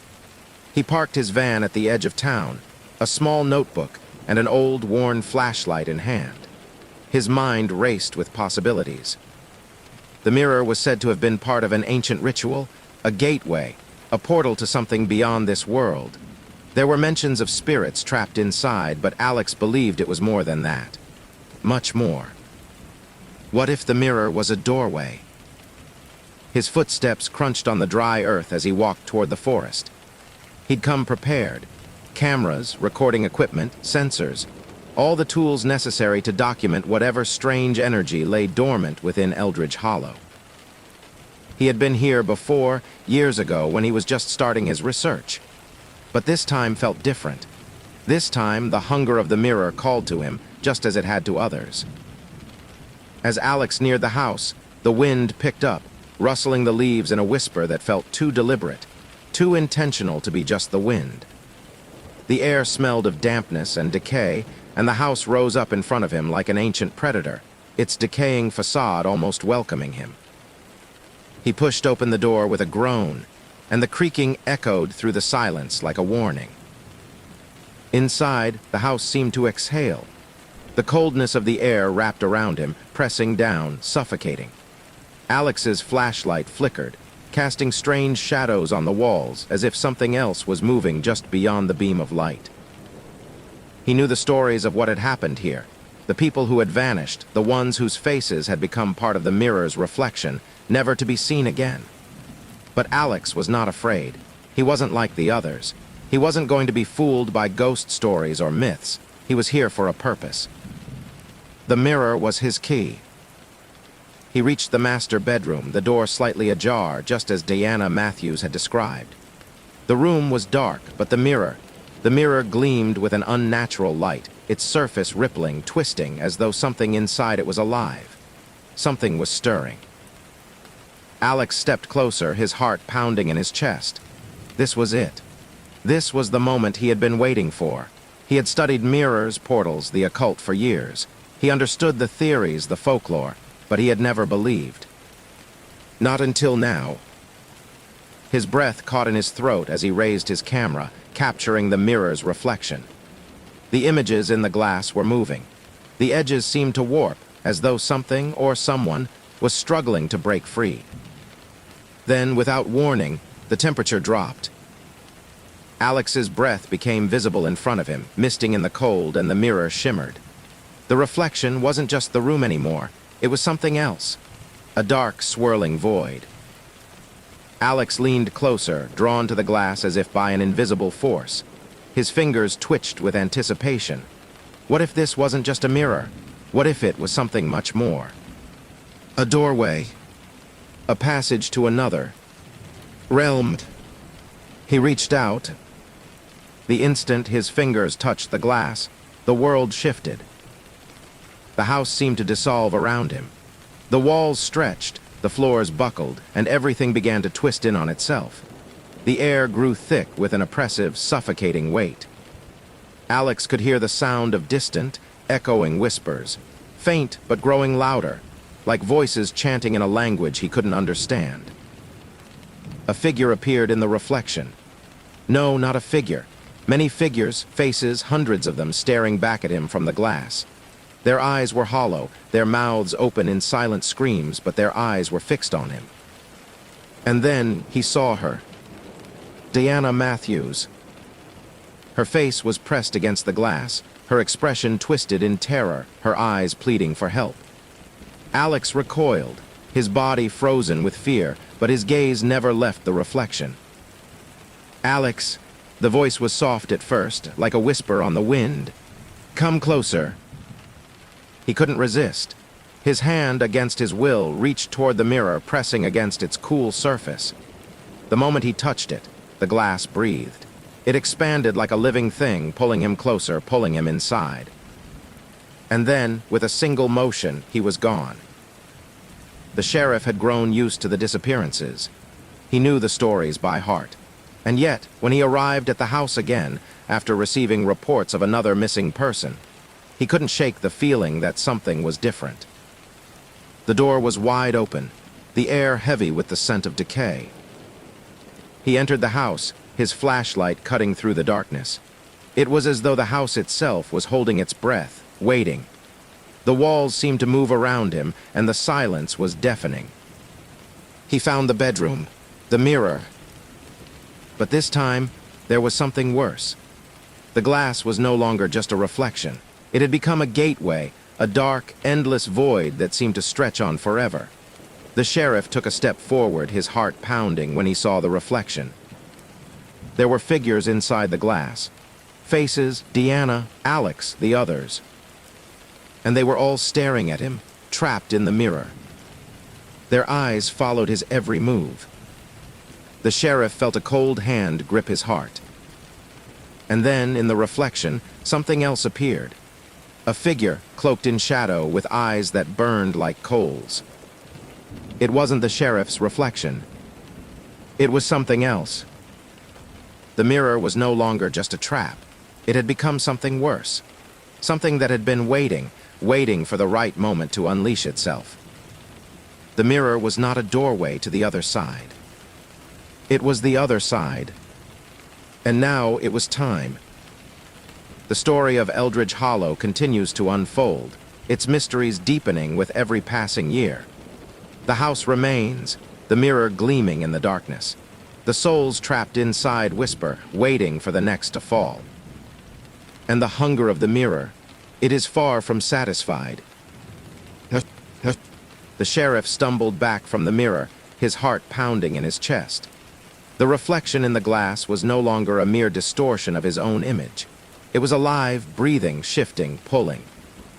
The figures inside, trapped and twisted in their eternal prison, seemed to reach out toward him, their eyes full of a desperate longing. But it wasn't just them that had caught his attention. The cloaked figure, darker than shadow itself, was standing behind them. It had no face, no features, only burning, glowing eyes that seemed to burn through the sheriff's soul. In the reflection, the figure raised a hand, a long, clawed hand, the fingers curling like dark vines, reaching for the sheriff's very being. The air around him grew thick with an unnatural cold, the oppressive weight of the house pressing down on him, suffocating him. The sheriff spun on his heel and fled, his breath ragged, his mind screaming for him to escape. But the darkness followed him. The voices, the whispers, grew louder, the sound of distant screams filling the air. He could hear the clattering of chains, the soft shuffle of footsteps that were not his own, following him through the house. The mirror called to him. Out in the woods, a small group of people had gathered around the edge of Eldridge Hollow, near the trees. They were a mix of locals, most of whom were trying to forget the past, and a few curious strangers, outsiders who had heard the legend of the mirror and believed they could challenge it. None of them realized just how foolish they were. David, a local journalist, was among them. He had come to investigate the disappearance of several people in Eldridge Hollow, and as he stood near the entrance to the forest, his mind buzzed with the unease of what was to come. He had always believed that these sorts of things could be explained away with science, with reason. But there had been too many disappearances for it to be coincidence. Something in the back of his mind told him that the mirror, the cursed house, held the answers. David turned to the others, his voice barely audible over the rustling of the leaves. "We need to move quickly. The sheriff's already been inside," he said, trying to steady the trembling in his hands. "We've lost track of several people already. We can't let this happen again." The group nodded in agreement, but no one seemed ready to step forward. David's gaze flickered toward the woods, where the house waited, dark and silent. A cold wind swept through the trees, making the hairs on his neck stand on end. He knew they were being watched. Inside the house, the sheriff reached the door, his breath shallow, his legs unsteady. His body begged him to stop, to rest, to find safety.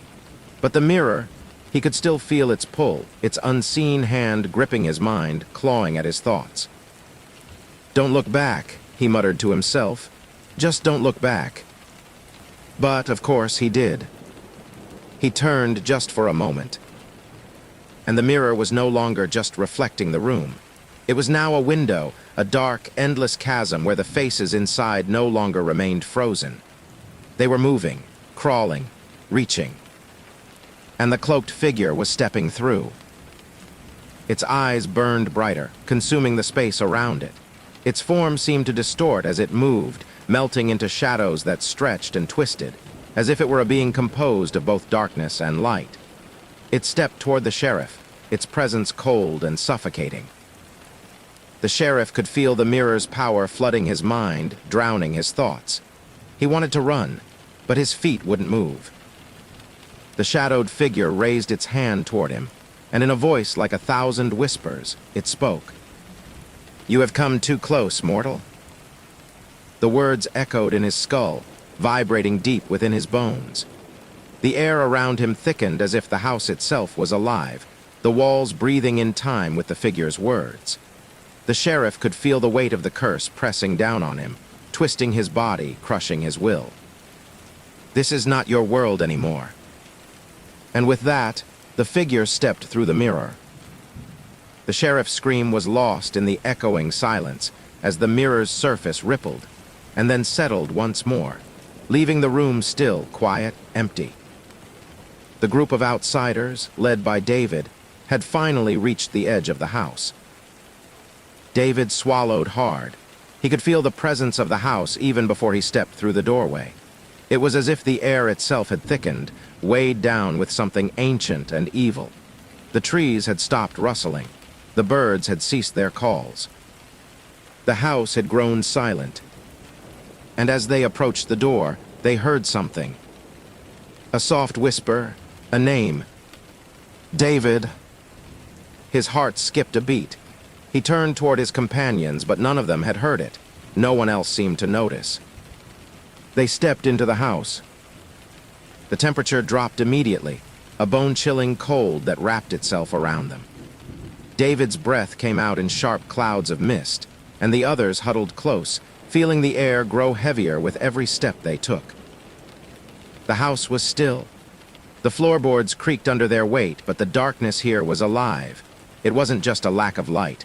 It was a palpable presence that seemed to watch them, wait for them to make a move. David led them through the dark hallways, his eyes darting around nervously. The walls felt as if they were closing in on him. The whispers had returned, soft at first, just barely audible, as if something or someone was calling his name. They passed the doorway to the master bedroom. The door was slightly open. The room and the mirror inside it seemed to pull him in like a magnet. David felt a strange compulsion to enter, but something deep inside of him screamed no. He turned away, but the whispers only grew louder, more insistent. "David." A cold hand brushed his arm, and he spun around. But no one was there. The others in the group moved forward, seemingly oblivious to the creeping sensation of dread that was slowly consuming David's mind. They were making their way toward the bedroom, their curiosity overriding the mounting tension in the air. David followed them, but his footsteps felt heavier, as though the house itself were pulling him in. He reached the doorway, his stomach twisting. And then he saw it. The mirror. It was no longer just a reflection. The figures inside were moving.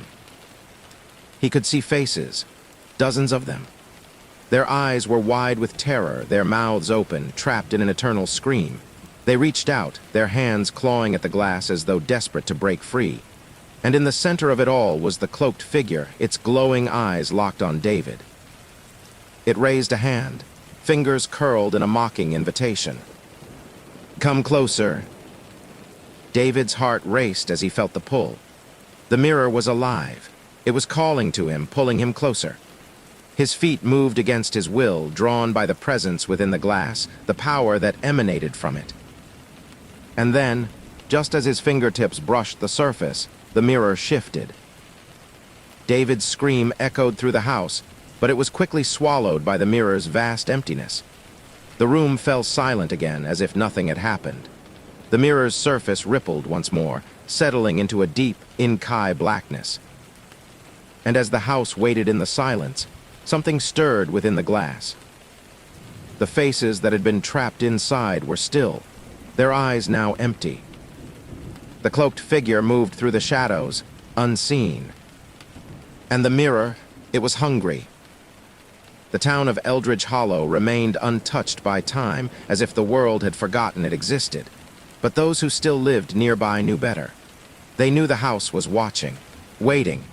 The mirror was never truly empty. And it would always call for the next soul. The town of Eldridge Hollow was fading, but not in the way most would expect.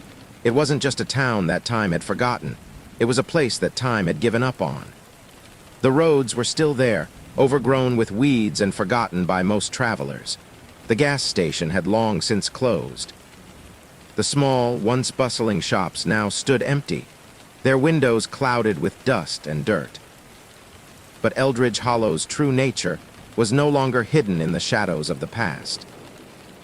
It had become a place cursed, and not merely by the mirror. No, the mirror was only a reflection of the curse itself, a dark manifestation of the land's twisted, insidious power.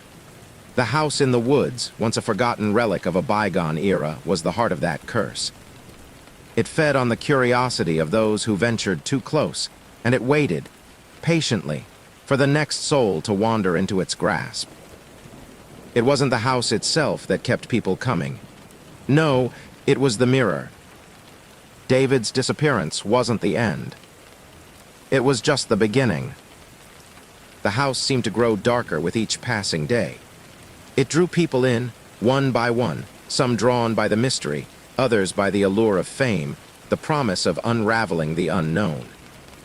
Investigators, thrill-seekers, and even those searching for lost loved ones began arriving, as if guided by some unseen hand. But none of them returned. It had been weeks since David entered the house, his name now just another echo in the growing legend of Eldridge Hollow.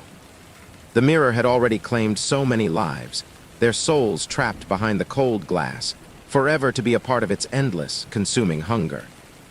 But something had changed in the town.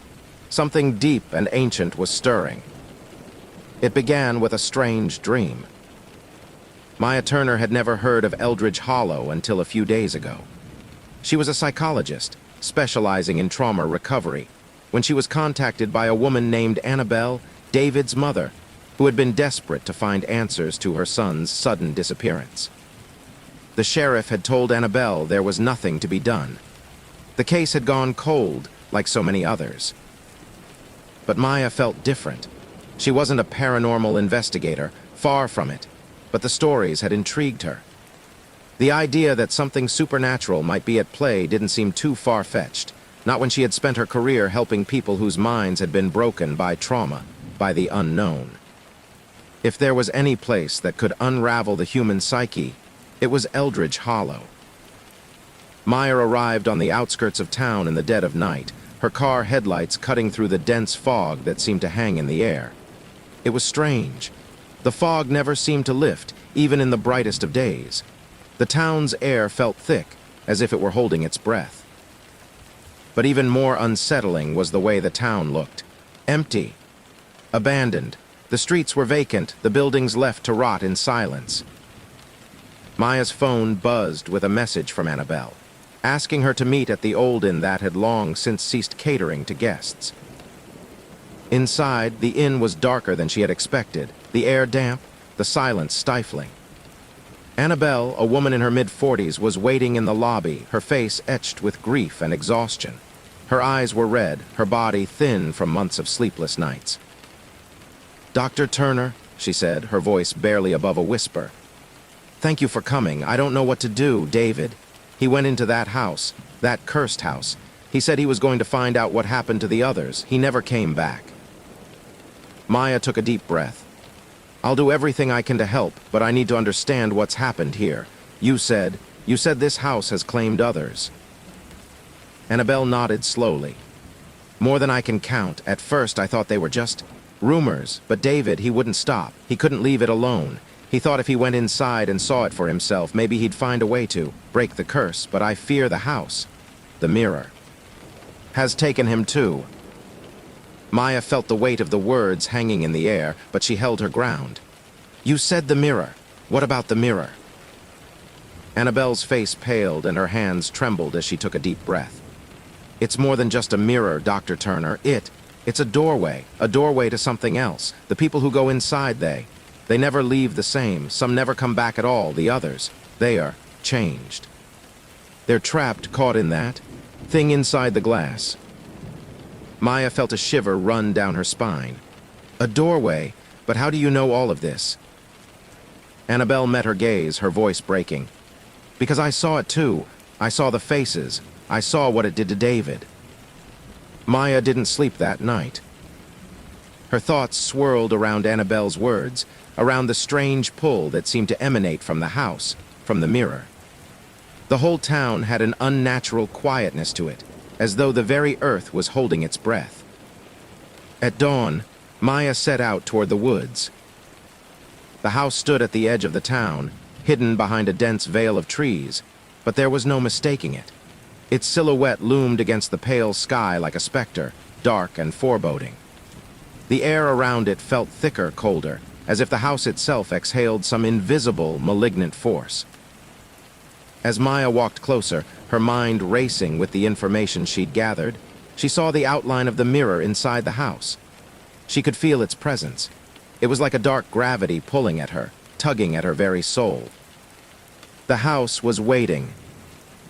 Inside, the mirror was just as it had been described, ancient, ornate, with its dark frame twisted and knotted like vines.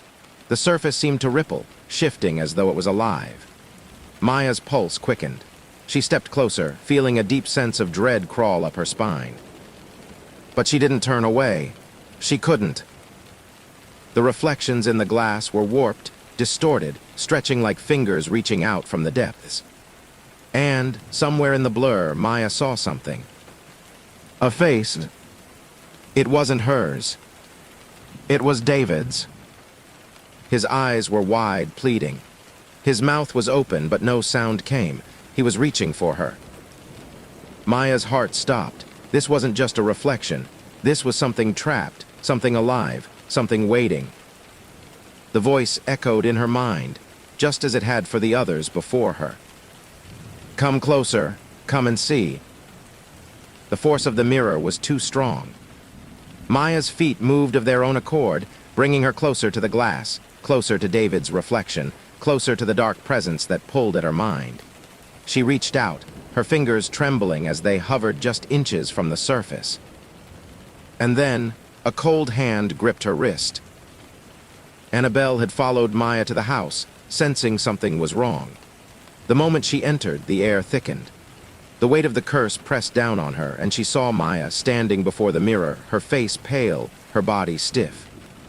Her eyes were wide, fixed on the glass, but they weren't seeing her.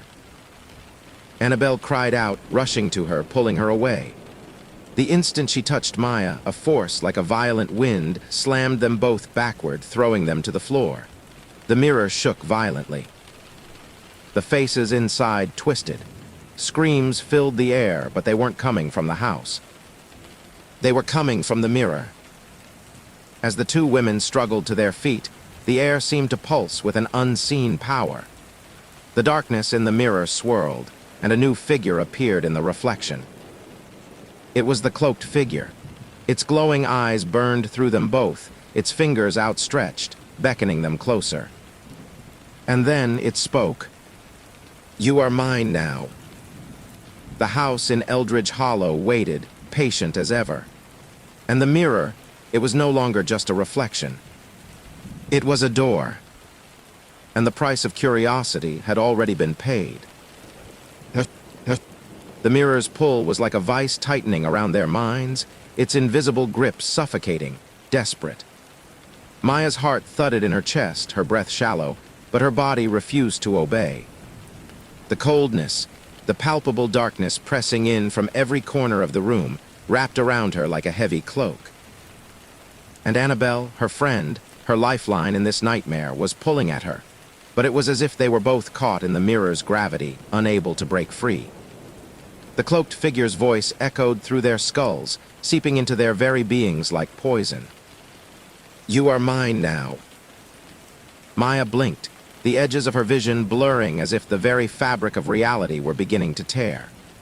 The mirror in front of her was no longer just a reflective surface. It was a portal, a window into a hellish dimension that stretched endlessly into a black abyss. The faces in the reflection were no longer distant and unreachable. They were closer now, pressing up against the glass, their eyes wide with terror and sorrow, their fingers clawing at the surface as though they were struggling to escape. And then, in the midst of the chaos, something twisted within the reflection. A figure, a man, stood in the distance. He was tall, gaunt, and impossibly still, his eyes glowing faintly in the darkness. His face was covered in shadows, but there was something unnerving about the way his presence loomed over the trapped souls. It was David. Maya's breath caught in her throat. She could see him just barely, his reflection warped and flickering like a candle caught in the wind. He was there, but not. His form was more than a mere image. It was like a fragment of a soul, lost and half-shattered, reaching out with an invisible hand. And then the figure, David, spoke. "Help me, please." Maya's legs gave way, and she collapsed to her knees, her mind spinning with the weight of the vision. He was there. He was still alive, trapped in the mirror. But then something worse happened. The cloaked figure, its eyes glowing with hunger, stepped forward through the shifting glass, its presence crackling with dark energy. It moved fluidly, its cloak swirling around its form like smoke, until it was standing directly in front of them. Its face, if it could be called a face, was nothing but darkness, a void, a nothingness that seemed to consume all light around it. The figure reached down and gripped Maya's chin, lifting her face to meet its non-existent gaze. "The curse is eternal. You cannot escape." The voice was deep, resonating, but impossibly distant, as if coming from the depths of the abyss itself. Maya felt her soul quiver under its touch. It wasn't just a physical sensation. It was something deeper. She could feel the very essence of her being slipping, stretching toward the mirror, toward the darkness, as though the figure was pulling at the core of her existence. Annabelle screamed, pulling Maya away from the figure's grasp, but it was too late. The mirror shuddered. Maya could hear the cracking of glass, but there was no glass to break. The air itself seemed to fracture, splintering in slow motion, and the house began to vibrate, a low hum filling the room like the sound of an ancient, forgotten bell tolling in the distance. The walls groaned. The floor beneath them trembled. Annabelle's voice cut through the noise. "Maya, we have to run." But Maya couldn't move. Her mind was trapped in the mirror's pull, her thoughts spiraling as the voices of the lost souls swirled around her, louder and louder, drowning her. "You are the last to feed the mirror." The words echoed, reverberating in her mind like a drumbeat of death. And then the room went silent. The world had changed. When Maya finally came to, she was lying on the cold, damp floor of the master bedroom. The mirror, once dark and unyielding, now shimmered with a faint, eerie light. She pushed herself up, her head throbbing, her body weak, but her mind was clearer than it had ever been. The world around her felt different. The air was dense, almost alive, pressing in from all sides. The house seemed to breathe with her, as if the very walls were reacting to her presence. She turned to Annabelle, who was kneeling beside her, her face pale and drained, her eyes wide with terror. "I don't understand," Annabelle whispered. "What happened? Why are you—" Maya raised a hand, silencing her. Her gaze was fixed on the mirror. It wasn't just a mirror anymore. It had changed, twisted into something else. It was no longer a window to another world. It was a gateway. A living, breathing entity. Her eyes narrowed as the reflection rippled again. It was no longer just the faces of those trapped behind the glass. Now, there were others. Strange, inhuman shapes that writhed and slithered beneath the surface. The darkness was growing. reaching out like tendrils of smoke, moving faster than Maya's mind could comprehend. And then she understood. It wasn't just the souls of the lost who were trapped inside the mirror.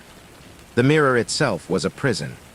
A prison of souls, yes, but also a prison of darkness, an ancient malevolent force that had been feeding on human curiosity, drawing in the lost and the broken to increase its power. Maya could feel it now. The darkness was alive. It was calling to her, pulling at her very soul, and the more she resisted, the stronger it became. She felt her heart beat faster. The pulse of the mirror was in her blood now. It knew her. It wanted her. The mirror was not just a reflection, it was a trap. And if she couldn't escape, she would be just like the others. Her reflection would join the hundreds of others, trapped forever in its endless hunger. Annabelle's voice broke through her panic. "Maya, we need to leave. We need to get out of here." Maya turned to her, her eyes wide, full of desperate understanding.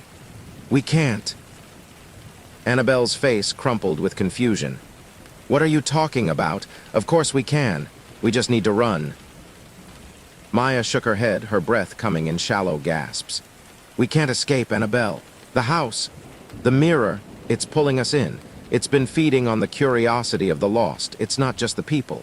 It feeds on our fear, on our need to understand, to uncover the unknown."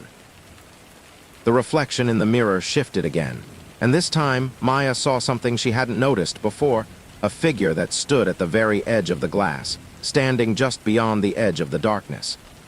It was David. His form flickered, like a broken signal on an old television, but his eyes were wide, locked onto hers.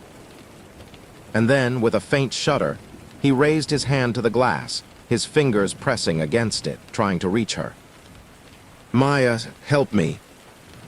Maya's breath caught in her throat. She reached out instinctively, as if she could somehow break through the mirror and pull him free. But as her hand touched the glass, a sudden surge of energy slammed into her chest, throwing her back. The house screamed. The walls twisted and undulated.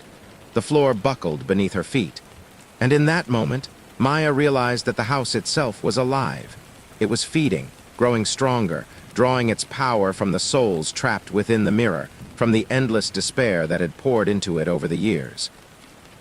And in that moment, Maya knew that there was no escape. The mirror was not just a doorway, it was a prison. And they were the next souls to be claimed. Annabelle grabbed Maya's hand, pulling her with desperate force as the house began to crack apart. The mirror's surface twisted, its glass shattering in all directions, like shards of an ancient and broken world. But even as they ran, the darkness was already upon them. The mirror shattered, but not in the way Maya had hoped. The sound was deafening, a violent shattering of glass that seemed to reverberate through the very walls of the house. It wasn't the mirror breaking, though. It was the barrier between worlds cracking. The house groaned under the strain, the walls pulsing as if the very structure was alive and struggling to hold onto its form. Annabelle screamed, pulling Maya toward the door, but the hallway stretched unnaturally in front of them, the dark walls closing in like jaws on a trap. The air thickened, suffocating them, pushing against their bodies, and every breath felt like it took longer to fill their lungs. The very ground beneath their feet seemed to be turning to quicksand, swallowing them inch by inch. The door, the only way out, was there, but it was just out of reach, as though the house had decided that escape was a luxury no one would have. "You can't leave." The voice came from everywhere. The walls, the floor, the ceiling.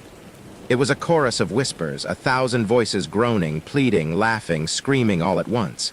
It was the voices of the trapped souls, no longer silent, no longer distant in the mirror. They were all here now, in the house, in the very air that surrounded Maya and Annabelle. "Please help us." One voice whispered so quietly it was barely audible, but Maya could hear the despair in it. She could feel it. It was a voice that had been lost for too long. She turned toward it, her heart hammering in her chest, and then she saw it. There, at the very center of the hallway, stood a figure. It was a man thin and gaunt with hollowed eyes and a pale, bloodless face. His features were familiar but warped and decayed. The reflection of David, but not David. The real David was lost. His soul had already been consumed, twisted into the form of something darker. Maya's breath caught in her throat. It was him, but it wasn't. Maya, David's voice echoed through her mind, faint, distant, yet painfully close. Please, you have to stop it. You have to stop the curse. The hallway shifted, the air heavy with an oppressive, pulsing energy. Annabelle grabbed her wrist, pulling her toward the door, but Maya couldn't look away. David's eyes, his soul, were locked on her, begging for her help. But the longer she stared, the more wrong it felt. His eyes, once full of life, were now empty, hollow voids, full of something darker, something that was pulling her in. She could feel it in her chest, a sensation of being drawn toward him, her body unwillingly moving closer to the figure. His hands stretched out, reaching for her. You should never have come here, Maya. The voice wasn't David's anymore. It was the mirror's voice, the voice of the curse, the voice of the shadow that had lived in the house for centuries, feeding on the souls of the curious, the lost, the broken. Annabelle tugged harder at Maya's arm. Maya, no. But it was already too late. The figure, David, lunged forward, and everything around them collapsed in on itself. The air around Maya exploded with a terrible force, knocking her to the floor. She gasped, disoriented, her body aching, her mind reeling.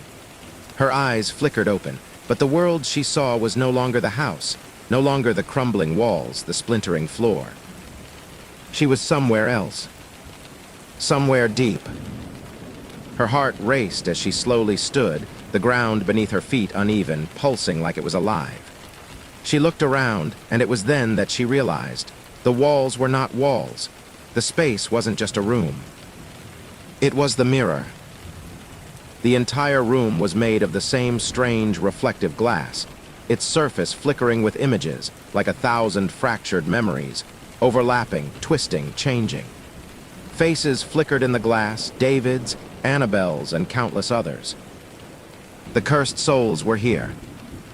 Welcome to the hollow realm. Maya turned sharply. The voice was softer now, gentler, like the whisper of the wind. And then she saw it. The cloaked figure. It was standing in the center of the room, the same dark, featureless form she had seen before. But now it wasn't just a shadow. It was solid, more defined, its presence suffocating the space. Its eyes, those eyes, burned through the air like twin lanterns, lighting up the suffocating darkness around them. And it wasn't alone. Behind it, trapped in the shifting glass, were the faces of the lost. Hundreds, thousands, souls caught in the mirrored prison. Their mouths moved, but no sound escaped. Their eyes stared out, pleading, begging, but unable to do anything but watch. You've finally arrived, Maya, the figure said. You've come to understand. Maya's throat tightened. Understand what? What is this place? What have you done to them? I have done nothing. The figure's voice was like a slow, rolling storm. This place is their fate and yours. Maya took a step back. No, I can't be trapped here. I won't let you do this to me. The figure's lips, if it even had lips, twisted upward in something that could have been a smile. You still don't understand. The figure raised its hand, and the walls of the mirror trembled. The reflections of the lost souls warped and twisted in the glass, their bodies flickering as though they were being ripped apart. Their screams filled Maya's mind. They've all come here because they chose to look, to seek the truth, to look into the depths of the unknown and not turn away. The figure's eyes burned brighter, and Maya felt a sickening tug in her chest. And you, Maya, you were always going to be the last, the one who would finally see. She could feel it now. The mirror, the house, it wasn't just a place. It was a trap, a reflection of the human desire for answers, for knowledge, for truth. The mirror was more than an object. It was a sentient force, feeding off curiosity, breaking those who dared to look too deeply into the darkness. And now it had her, just like the others. Maya's voice shook as she finally spoke. "What do you want from me? What is this curse?" The figure took a step forward, its presence towering over her, suffocating her thoughts. "You will become a part of the curse. All who come here must pay the price. All who seek answers must feed the darkness." Maya's blood turned cold. "I'm not like them. I won't become one of them."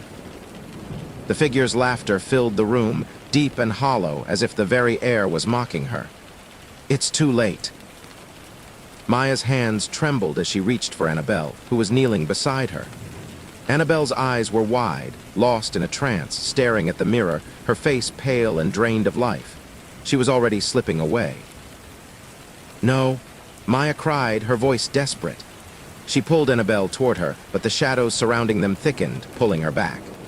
The mirror's surface rippled like water, and Annabelle's body jerked in Maya's arms, as though she was losing herself to the darkness.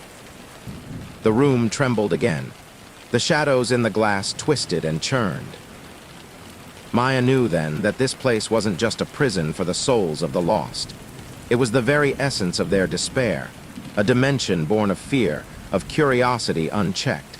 It wasn't just a house or a mirror. It was the reflection of humanity's darkest instinct. And it was now her fate. It is time to join them.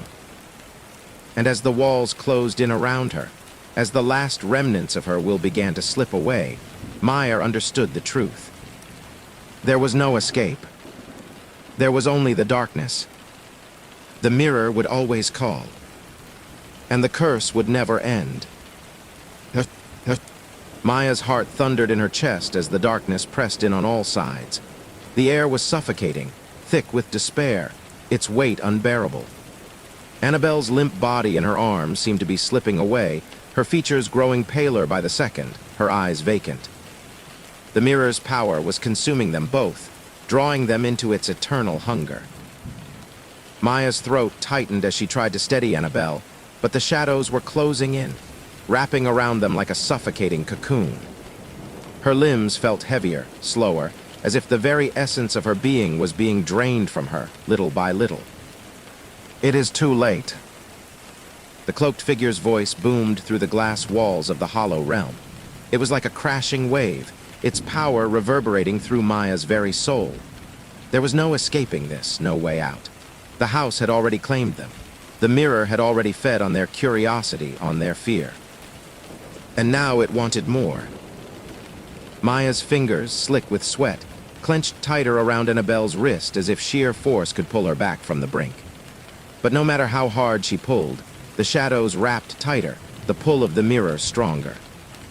The glass itself seemed to pulse with life, the reflections twisting, shifting into grotesque, distorted faces, each one screaming in agony.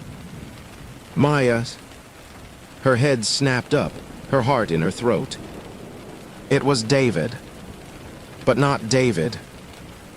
He stood in the mirror, trapped, a shadow of his former self, his body flickering like a broken image. His once bright eyes were now hollow and cold, dark pits that seemed to pull her in. His mouth moved, forming words she couldn't quite hear, but she could feel them deep, deep within her. The figure, the one that had consumed them all, shifted behind him, its eyes glowing brighter, its presence swelling. "Do you see now, Maya?" The voice was both David's and something other, something older, something far darker. "You wanted to understand, you wanted to know the truth, and now you know it." Maya's breath hitched as she forced herself to meet David's eyes, those hollow, empty eyes. She had to. She couldn't look away. She couldn't let him slip away like all the others. "David, I'm sorry. I didn't..." Before she could finish, a shock of icy cold wrapped around her heart, and her mind was flooded with visions. Flashes of everything that had led them here, everything they had ignored, everything they had failed to see. The house had always been alive, not in the way they had imagined, alive with ghosts, with lost souls, but alive in a far darker sense. It was a vessel, a conduit for something far older than time itself. The mirror had always been a gateway, but it had only been a piece of a much larger, more insidious design. This house, this cursed town of Eldridge Hollow had always been a place where the lines between worlds grew thin, where the veil between life and death was almost non-existent, and it had been feeding on the curiosity of those who wandered too close. It was a place created for this purpose. For the lost, for the seekers. And now, Maya and Annabelle were part of it. We all belong here. David's voice echoed through her mind, sending a jolt of cold terror through her veins. His words weren't a plea. They weren't even a warning. They were a truth. The truth of the Hollow, a place where souls didn't just die. They were reborn into something new. The mirror wasn't just a prison. It was a transformation, a rebirth into something other. Maya felt it, the pull, the weight. Her very sense of self was slipping away, drifting into the abyss. Her thoughts were becoming fragmented, fading. She could feel herself slipping into the glass, her reflection warping, twisting like all the others before her. Her body was no longer hers. Her mind, no longer hers. It was as if the house itself was consuming her, carving out the last vestiges of her humanity. And then, just as everything seemed lost, something inside Maya snapped. It wasn't a scream. It wasn't a cry for help. It was a sudden clarity, a realization. The truth wasn't that she was trapped here. The truth wasn't that the mirror had already claimed her. The truth was that she still had one final choice. In that moment of clarity, Maya understood something that the curse never anticipated, something the mirror never accounted for. She could still fight. She wasn't lost. She wasn't broken, not yet. No, the word was a whisper, a vow to herself. But as she said it, she felt a surge of power, an intense rush of will, pushing back against the darkness that was closing in. Annabelle stirred in her arms, the pale, lifeless eyes flickering with a glimmer of recognition.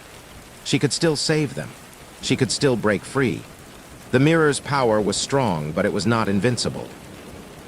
The cloaked figure, no longer content to simply watch, stepped forward, its form towering over them both. You can fight all you want, but it's too late, Maya. You're already part of the Hollow. This place is in you now. It is your home. Maya's eyes locked onto the figure, her voice steady as the ground beneath her trembled. Then let it come. Let this thing consume me, but you will never break me. The darkness around her responded with a violent, screeching rush of power. The very air hummed and cracked, the mirror rippling violently as though something inside it was struggling, something fighting back against the curse. The figure's eyes flared with rage. Fool, you cannot defy the Hollow. Maya stood tall, her body trembling but resolute, holding Annabelle close.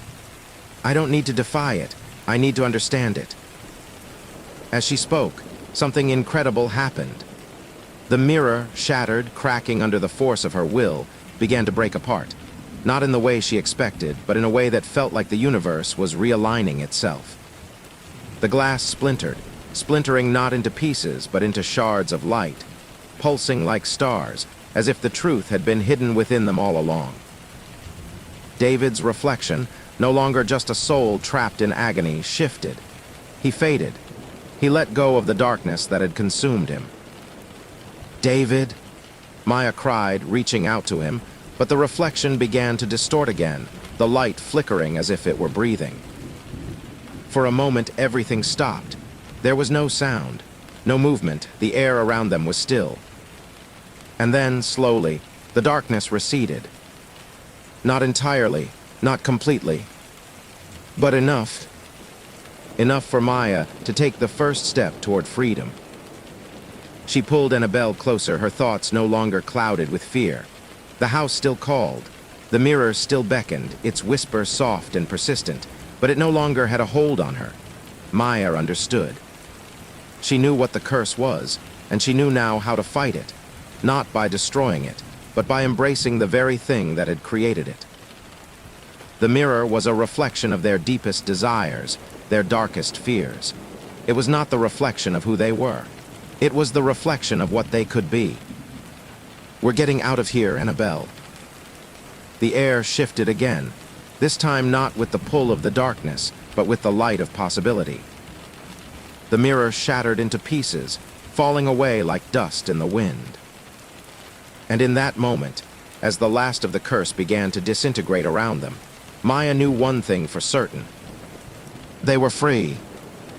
The hollow was no more, and the reflection had finally been broken. The silence that followed the shattering of the mirror was unlike any silence Maya had ever felt. It was not the quiet that comes after chaos, nor the stillness that follows the end of a storm. It was something deeper, more profound, like the moment when all things pause before moving again, when the earth itself holds its breath. Maya stood in the empty space, her body trembling from the strain of the struggle. The darkness had receded, but it left a lingering heaviness in the air, like the remnants of a terrible nightmare. The broken shards of the mirror scattered around them, shimmering with the faintest glow of residual power, but the malevolent force that had controlled it was gone. The cursed reflection had been shattered. The hollow, as it had once existed, was no more. Annabelle's limp body in Maya's arms began to stir, her fingers twitching before slowly, shakily, opening her eyes. She blinked up at Maya, her gaze confused, as if she were awakening from a long, painful dream. Maya.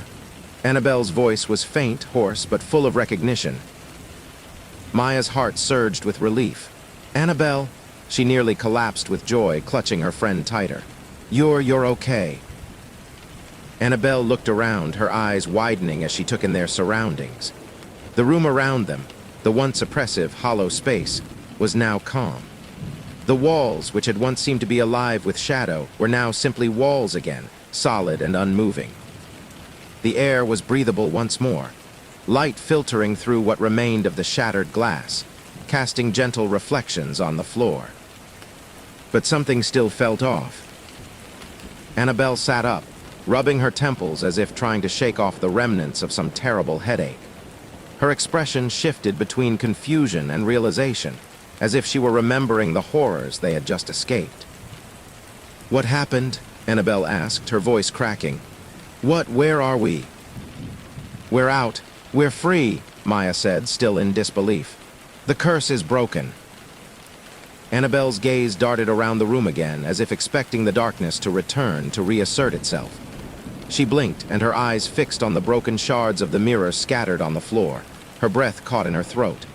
"But the mirror, it's gone. It's shattered." She ran a hand over her face. I don't understand. How?" Maya swallowed hard, feeling the weight of the journey on her shoulders, the exhaustion creeping up her spine. "I don't fully understand either, but when I realized that the mirror wasn't just a reflection, that it was the manifestation of the curse, something clicked. The truth was never about fighting it or destroying it. It was about understanding what it wanted from us." Annabelle nodded slowly, as if digesting her words. "It fed on us, our curiosity, our fear." "Exactly," Maya said, her voice growing more certain. "And I realized that the reason we were able to break it was because we finally stopped trying to fight it head on. We had to embrace the fact that the curse was never something outside of us. It was within us. It was born from human desire, from our need to understand things we're not ready to know." Annabelle shuddered, pulling her knees to her chest. "So what happens now? The curse is broken, but are we really free?" Maya's gaze drifted to the broken pieces of the mirror. The shards glittered softly in the dim light. She wasn't entirely sure what freedom would look like after all of this, after everything they had witnessed. It was hard to imagine a return to normality after being trapped in that horrifying otherworld.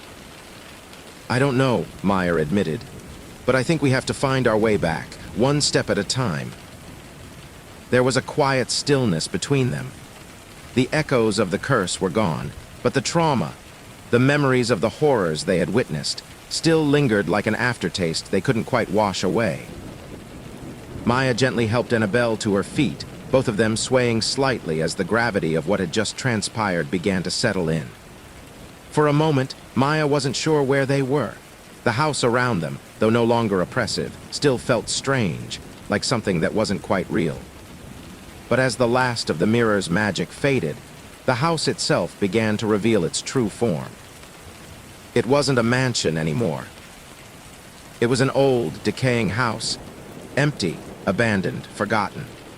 The walls were crumbling, the floors warped with age. The sense of wrongness that had once clung to the building was now replaced with an overwhelming silence, the kind that only years of isolation could bring. "This place," Annabelle whispered, staring around, "it's not alive anymore." Maya nodded. "No, it's just a house now." For a while, they wandered through the empty halls, moving through the rooms that had once felt like a trap, a maze of dark corridors and unseen dangers. Now they felt like any other house, empty, abandoned, waiting for time to reclaim it. There were no more whispers in the walls, no more creaking shadows, no more cold pressure pushing down on them. It was just empty. When they reached the front door, the heavy wooden barrier that had once been their prison, Maya hesitated. She had expected it to feel different, easier perhaps. But she was still haunted by the broken glass, by the mirror that had torn at her soul, by the faces trapped behind it, by the lives that had been lost. Annabelle placed a hand on her shoulder. "Maya, we're really going to make it out of here, aren't we?" Maya nodded, her hand gripping the doorknob. "We will. We just have to keep moving forward." With a deep breath, she turned the handle. The door creaked open, revealing the outside world, sunlight streaming through the trees, birds chirping in the distance. The sky was a bright, welcoming blue. They stepped outside. The world outside felt surreal. It had only been days, maybe weeks, since they had stepped foot into Eldridge Hollow, but everything felt distant now, like a nightmare slipping away from the edges of their minds. The air was warm and fresh, and the wind seemed to carry with it a sense of peace, as if nature itself had reclaimed the land. But there was something Maya couldn't shake. A part of her still felt tied to the mirror, still felt the pull of its reflection. The cursed house had been destroyed, but a question lingered in the back of her mind, one that hadn't fully been answered. Had the curse really been broken? Or had they merely been given the chance to escape it? The hollow was still there, deep within her, lurking at the edges of her thoughts. She knew that it wouldn't be easy to forget what they had gone through. The house, the mirror, the lost souls, it had all imprinted itself on her in ways she couldn't yet understand. Annabelle seemed to sense it too. "You're thinking about it, aren't you? The mirror, the curse." Maya looked at her friend, a knowing, haunted look in her eyes. "Yeah, it's like no matter how far we go, it's still a part of us." "We're not done yet," Annabelle said softly. "But we will be, in time." Maya nodded, looking at the world ahead of them. In time. They walked away from the house, from the town of Eldridge Hollow, as the sun dipped low on the horizon. There was still so much ahead of them, so much left to heal. But for the first time in what felt like forever, Maya didn't feel the weight of the mirror on her shoulders. For the first time, she didn't feel like she was running from something. She was running toward something else, toward a future, toward freedom, toward the unknown. Maybe that's what the mirror had been trying to teach them all along. Not the answers they so desperately sought, but the strength to keep searching, even when it felt like everything was pulling them under. And perhaps that was enough. The further Maya and Annabelle walked away from the ruins of Eldridge Hollow, the lighter the air felt. The oppressive weight of the house, of the curse, began to dissipate with each step, as though the very ground beneath their feet was pulling them away from the nightmare that had once consumed them. The trees on either side of the road, their branches heavy with spring's bloom, seemed to bow in a soft wind, as though welcoming them back into the world of the living.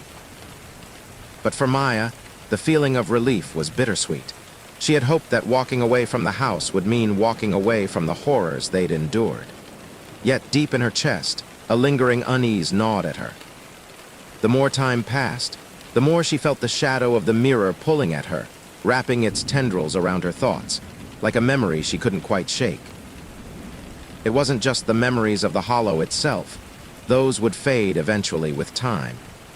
No, it was the truth she had uncovered there. The mirror wasn't merely a curse. It was a gateway, and it had not been destroyed, only broken. It could come back. The forces that had created it might come looking for her again, for them both. Annabelle seemed to sense her distress. She had been unusually quiet ever since they had left the house behind. Now, she glanced over at Maya, her brow furrowing in concern.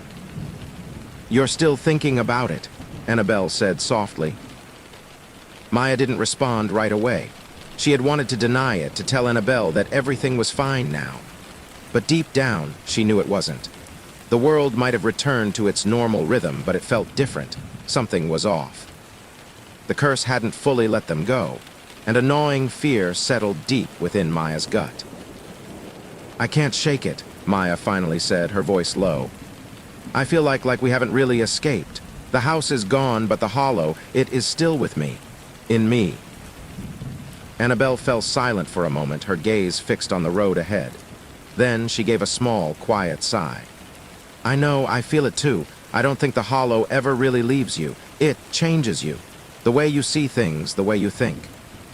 It's always there, lurking in the back of your mind, waiting for you to turn around." Maya looked at her friend, a chill running down her spine at the words. Annabelle was right. The hollow had marked them both, left its fingerprints on their souls in a way that couldn't be undone by simply walking away. And though they might have broken the mirror, shattered its curse in the moment, she couldn't help but wonder if it was only a matter of time before the shadows returned. The next few days were a blur. Maya and Annabelle managed to leave the town behind, leaving Eldridge Hollow far in their rear view. The quiet rhythm of their journey took them through forests, over winding roads, and into the unfamiliar. They stayed in motels, moved through towns where no one knew their names, and tried to lose themselves in the world outside the nightmare. But as much as they tried to move on, there were moments when the echoes of the hollow would surface, breaking through the fragile veneer of normality. It started small, just fleeting, strange sensations. Maya would catch a glimpse of something in the corner of her eye, a reflection of a face she didn't recognize, or the outline of a shadow that didn't belong. At first, she tried to brush it off as the remnants of her trauma. But the feeling persisted, and the faces began to grow more distinct, the shadows darker, more familiar. Annabelle was the first to notice. They had stopped in a small town for the night, and the two of them had gone for a walk to clear their heads. As they strolled down an empty street, the faint sound of a child's laughter caught their attention, followed by the distant creak of a swing. Maya froze. There was something in the way the sound lingered in the air, a sense of wrongness that tugged at her gut. "Maya," Annabelle whispered, her voice strained. "Do you hear that?" Before Maya could answer, a small figure appeared in the distance, an unkempt child with wide, hollow eyes standing in the middle of the street. The child's hair hung in tangled strands around its face, and it smiled at them with an eerie, unnatural grin. The air around them seemed to thicken. "What the hell?" Maya whispered. The child's laughter echoed again, but now it was joined by more voices, indistinct, overlapping, as though the air itself were full of whispers, calling out in soft, tortured tones. The child tilted its head, its smile widening unnaturally, and Maya felt an icy coldness rush over her. Annabelle grabbed her arm. "We need to go." But as they turned to leave, the world around them shifted. The street they had been walking down twisted like a reflection in a broken mirror. The buildings seemed to warp, growing taller and stretching impossibly high, their windows distorted. The shadows of people, faces that weren't there, loomed over them, their gazes unblinking, fixed. The child was still there, standing in the center of the road, watching them with empty eyes. "It's not real, it's not real." Maya repeated under her breath, but the world around her felt so real. The shadows were too tangible, too solid, the weight of the air too suffocating. "Run!" The voice echoed through the street, deep and commanding, like a voice from the darkness of the hollow itself. A voice Maya had heard before. The reflection had come back. Maya spun around, pulling Annabelle's arm, but the world was collapsing around them. The town street, this simple, peaceful town, was becoming something else, something twisted. The ground beneath their feet felt soft, shifting like the floor of the hollow, sinking into the dirt. The very air felt thick with energy, charged, waiting for something to break. "Maya, we can't outrun this," Annabelle gasped, her breathing growing heavier. Maya could feel it too, the mirror's presence, its influence, creeping into everything around them. The darkness was slipping through the cracks, just as it had in the hollow. The curse hadn't just been bound to the house. It was bound to the mirror, to the reflection of the human soul, to the desires that birthed it. The child was gone now, but the air still pulsed with that cold, suffocating energy. And as the shadows twisted around them, Maya knew, she could feel it deep in her chest, that this was just the beginning. "You cannot escape." The voice was a whisper again, threading through the chaos. Maya's breath caught in her throat as the ground beneath them began to ripple like water, and from the cracks faces emerged, lost souls, their mouths frozen in silent screams. Their eyes were hollow, just like the ones she had seen in the mirror. This wasn't just a curse anymore. It was something alive, something far older and deeper than they could comprehend. "We're being pulled back," Annabelle whispered, her eyes wide with terror. "It's not over. The hollow, it followed us." Maya clenched her fists, her heart pounding as the world around them twisted and contorted. The hollow had never really left. It wasn't just bound to the mirror. It was a part of them now, part of their souls, part of their reality. And as the ground began to crack open beneath them, Maya realized with a terrible clarity, they weren't running from the curse. They were running toward it. Maya's heart raced as the world around them continued to twist, the very ground beneath their feet rippling like a body caught in a death spasm. The shadows pressed in from every side, their forms shifting and flickering like ghostly figures trapped in a nightmare. The pale, hollow faces of the lost souls, those who had once been trapped in the mirror, now stared at them from the ground itself, their mouths open in silent screams. Maya and Annabelle stumbled backward, their breaths shallow, their minds struggling to comprehend the impossible reality unfolding before them. There was no escape, not now. The very fabric of the world had been bent, and the curse of Eldridge Hollow had followed them here. The boundary between their world and the hollow was fraying, and they were caught in the gap. This isn't real," Annabelle whispered, her voice trembling as she grabbed Maya's arm. "This can't be happening, it's not real." But the reflection was back. The same pull, the same cold presence that had once dragged them into the depths of the mirror, was now creeping back into their lives. Maya could feel it in the coldness that swept through the air, in the heaviness that pressed down on her chest. The hollow wasn't just a place, it was alive, a malignant force, and it had tasted their fear. Now it was coming for them again. Annabelle's fingers dug into Maya's wrist. "Maya, we need to get out of here. Now." The ground beneath their feet began to tremble, cracking open like a yawning chasm. Figures emerged from the fissures, shadowy figures whose faces twisted in grotesque mockery of life, their forms flickering like broken reflections. As they rose from the depths of the earth, their eyes, black and empty, locked onto Maya and Annabelle, an unspoken understanding passing between them. "It's feeding on us," Maya whispered, her voice a hollow echo of the fear that gripped her. We have to break it." "No," Annabelle gasped. "We can't, the mirror it's too strong."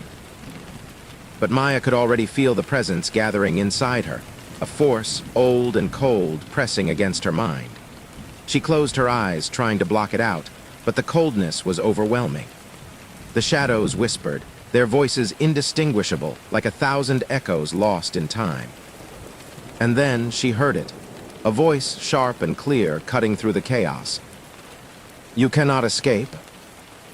The voice, deep, like the rumble of distant thunder, came from everywhere and nowhere all at once. It was familiar, terrifying, powerful. Maya's heart skipped a beat as she recognized it. "It's you, isn't it?" Maya's voice cracked, barely a whisper. She turned her eyes toward the source of the voice, but all she saw were the shifting shadows, their forms ever changing, swirling like a storm. The voice chuckled. It was a low, rasping sound that made her skin crawl. "It is I, the Hollow, the reflection you sought to escape," the voice whispered with a maddening sense of finality. "Did you truly think you could break free from what you have become?" Maya's hands clenched into fists, her nails digging into her palms as she faced the shifting void. The world around her flickered like a broken television screen, distorting, twisting, falling apart. There was no escaping the Hollow. She could feel it now, its grip on her soul, its pull, its hunger. It had latched onto them, and now there was no running. We have to fight it," Maya said, her voice firm despite the terror that laced every word. "We have to end this." But Annabelle, her face pale, seemed to collapse inward on herself. I don't know how, Maya. We tried. We shattered the mirror, but it's still here. It's still coming for us. We're not strong enough." Maya's gaze flickered toward Annabelle, seeing the doubt in her friend's eyes, the same fear that was rising inside her. But there was no time to give in to despair. Not now, not when they had come so far. She couldn't let the Hollow claim them again. "There has to be a way," Maya said, swallowing the lump in her throat. We've already been inside it. We've already seen it. We just need to find the heart of it, the source." But even as she said the words, a deep, guttural laugh echoed from all around them. "You will never find it, child." The voice reverberated through the air, as cold and endless as the dark sky above. "The Hollow is the source, and you are a part of it now." Suddenly, the ground beneath their feet gave way. The earth crumbled like brittle parchment, and Maya and Annabelle were plunged into the darkness. They fell through an endless void, the shadows swallowing them whole. For a moment, the world was nothing but blackness, suffocating, disorienting. Then light. A strange, harsh light flared around them, and they found themselves standing in the center of a vast, empty space. The ground was made of dark glass, reflecting everything, bending the light in ways that made the world feel distorted, fragmented. The air was heavy with an otherworldly presence, an unsettling knowing that gripped their minds. Maya's eyes darted around, trying to make sense of what she was seeing. This was not the real world. It was something else, something other, a place that existed in the space between worlds, a place where the Hollow was strongest. And there, before them, was the mirror. The shattered fragments, now whole, stood as one again. But this time it wasn't just a reflection, it was a portal. Its surface rippled, alive with darkness, pulling at the very fabric of reality. Faces flickered within it, those they had seen before, lost souls, the ones who had come before them. And in the center, glowing like an unholy beacon, was the heart of the Hollow itself. A swirling, black vortex of power and malice, pulling everything into its depths. The mirror spoke, its voice hollow and mocking. "You thought you could escape me. You thought you could break the chains. But you are already mine. You always have been." Maya's heart raced. The air felt thick with the weight of the words, like the very essence of the curse was breathing down her neck. She reached out to Annabelle, her fingers trembling. "We have to destroy it, once and for all. This time it ends," Maya whispered, her voice filled with a determination she hadn't felt before. Annabelle's eyes flickered with doubt, but she nodded, resolute. "Together, we can do this." They moved toward the mirror, their steps tentative but steady. The closer they got, the stronger the pull became, drawing them toward the vortex in the center. Maya could feel it in the air, feel the darkness creeping into her thoughts, whispering promises of power, of knowledge, of eternal life. But she wasn't listening. Not anymore. "This ends now," Maya said, her voice barely above a whisper, but it rang with finality. The mirror's surface pulsed in response, its power rising like a wave, threatening to crash down on them. As Maya reached out, she felt the chill of its energy crawl over her skin, sinking into her bones. She could see it now, the reflection of herself, distorted and twisted. The mirror was showing her the darkest version of who she could become. But Maya did not waver. She stepped into the reflection. The world around her shattered. The moment Maya stepped into the reflection, the world as she knew it fractured. The ground beneath her feet crumbled into 1,000 shards of glass, the sharp edges slicing through the air like jagged daggers. Time seemed to stretch and bend as if reality itself was caught in an agonizing pause, held together by some fragile thread that was on the verge of snapping. The black vortex at the heart of the mirror pulsed, thrumming with a malevolent energy that sent ripples through the very fabric of existence. Maya could feel it in her chest, the oppressive weight of the hollow pressing down on her like a vice. It was ancient, powerful, and it knew her better than she knew herself. The reflection she had stepped into was no longer just an image. It was a part of her, a shadow that had always been there, lurking just beneath the surface. And as she moved deeper into the mirror's world, it began to speak.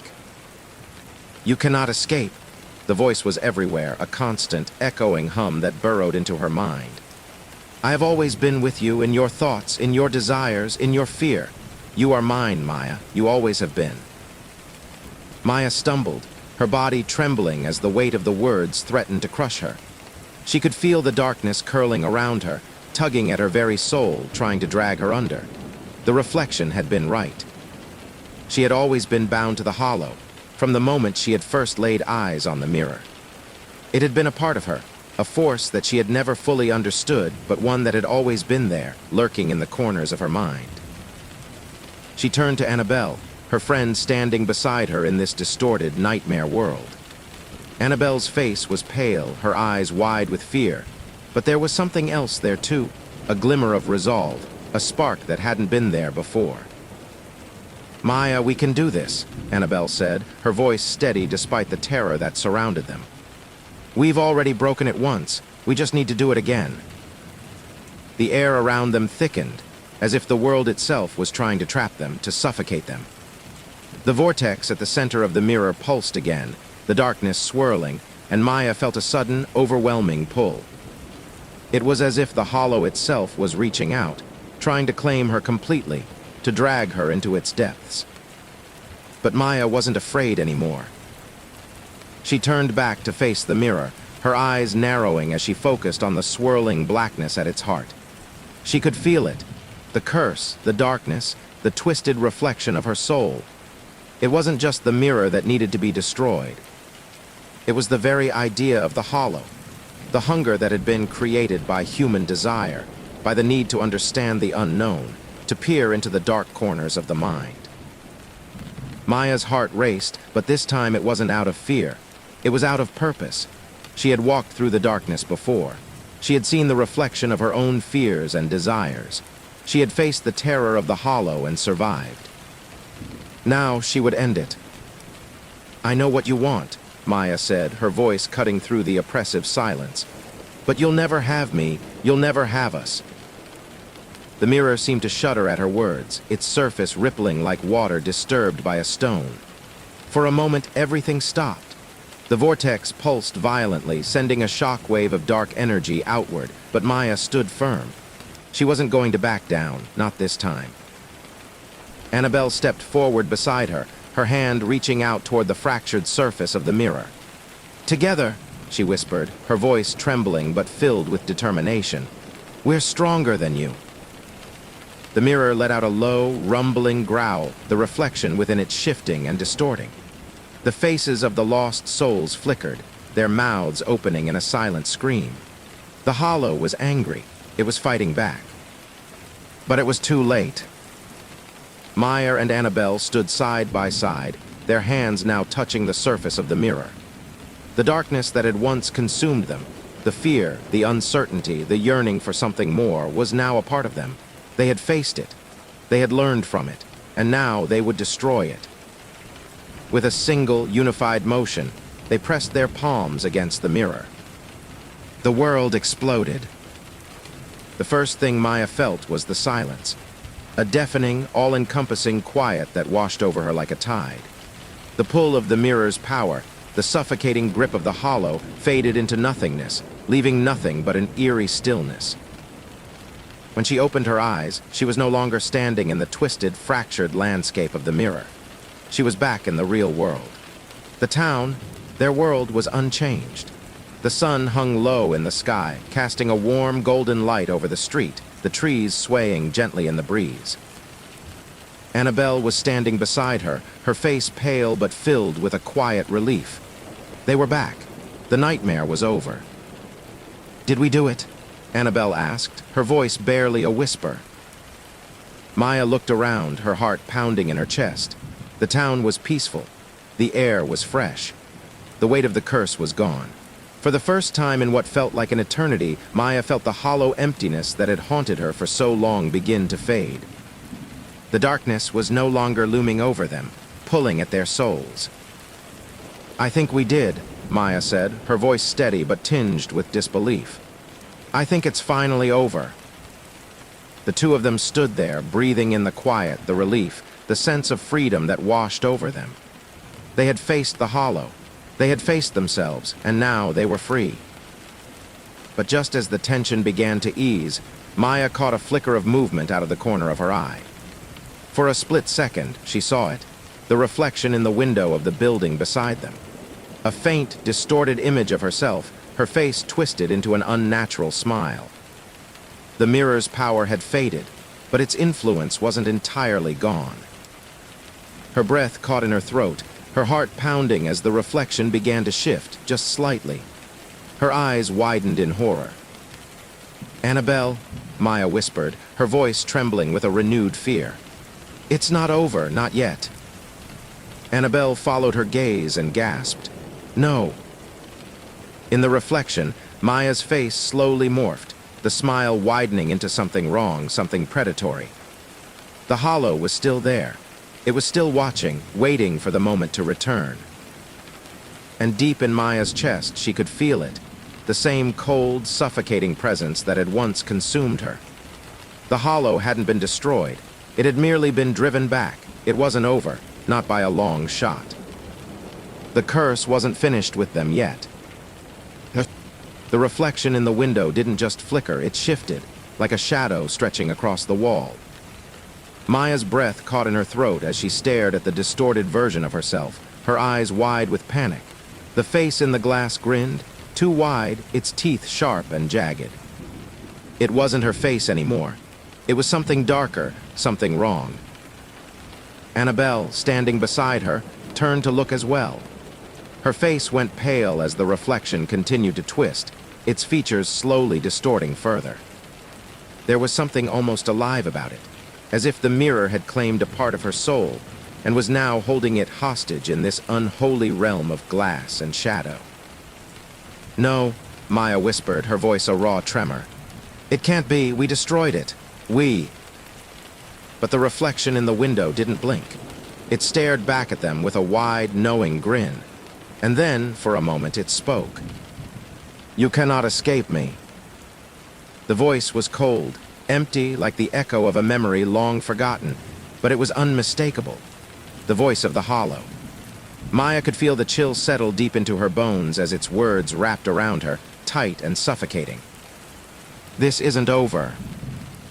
The world around them felt suddenly smaller, as though the very air they breathed was thickening.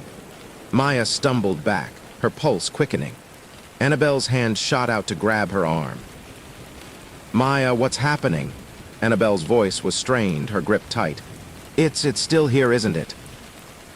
Maya's mind raced, the pieces of their ordeal coming together in a disjointed, painful mosaic. The mirror had never truly been destroyed, only shattered. The force of the hollow, the malevolent spirit trapped within, was not confined to one object. It was a part of them now, a part of the world they inhabited.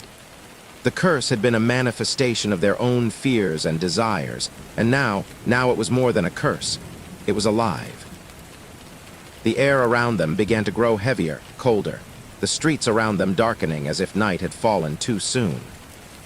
The once calm and welcoming town now seemed distorted, the buildings warping and shifting like something out of a fever dream. "I don't understand," Maya said, her voice thick with panic. "We broke the mirror. We broke the curse. Why is it still here?" Annabelle's face hardened, her eyes flickering with the same realization. The hollow isn't just bound to a single object. It's more than that. It's a force, a part of reality itself. And we didn't destroy it. We only broke it. Maya's heart sank as the words hit her like a cold wave. They hadn't ended the curse at all. It was never about the mirror. It was about the hollow itself, and the hollow could manifest anywhere. The reflection in the window twisted again, pulling Maya's gaze back. Her distorted self smiled, a smile full of malice. "You are already mine." Annabelle jerked away from the window, her face pale. "We need to get out of here, now." Maya turned, her mind still reeling, but she followed Annabelle as they raced down the street. The town, once a place of false safety, felt like it was closing in on them. The faces in the windows, the people walking down the sidewalks, all had the same hollow, empty stare. It was as if the curse had spread, seeping into the very people around them, corrupting them with its power. The air was thick with tension, and as they turned the corner, Maya felt a sudden, suffocating pressure, like someone was watching them, following them.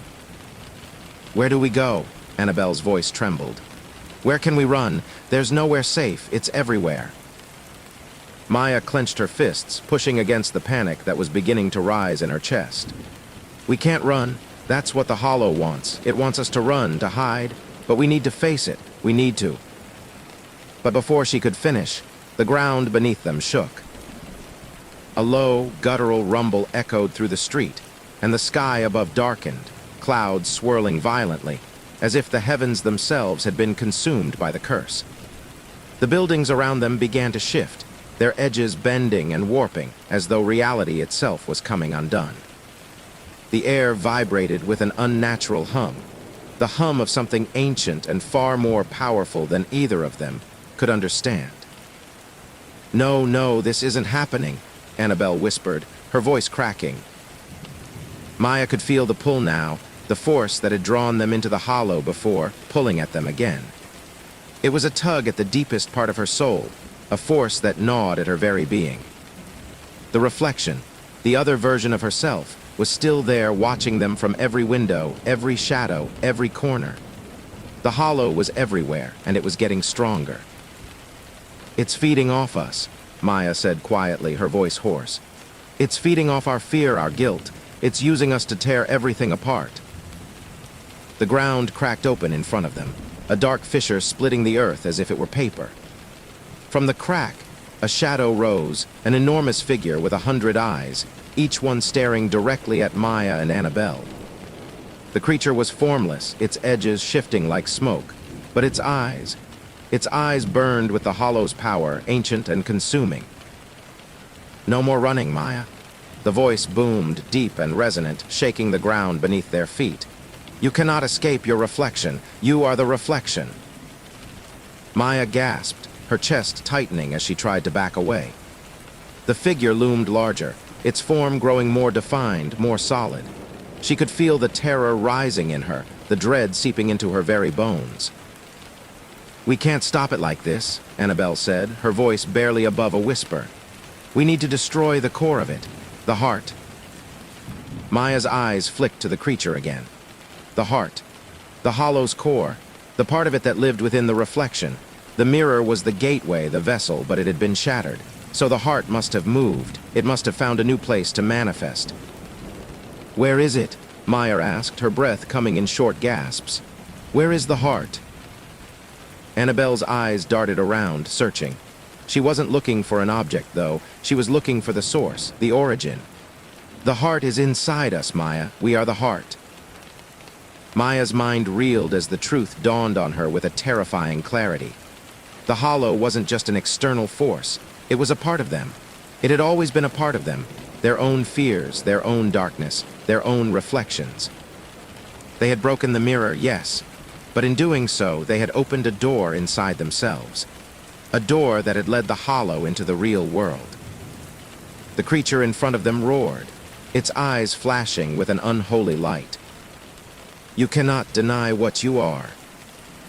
Maya's chest constricted as the weight of that truth settled over her. The hollow was them, and they were the hollow.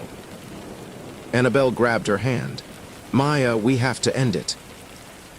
Maya's fingers tightened around Annabelle's. She had to do it. They both did.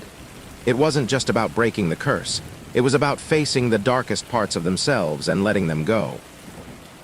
Without another word, Maya and Annabelle turned and faced the creature.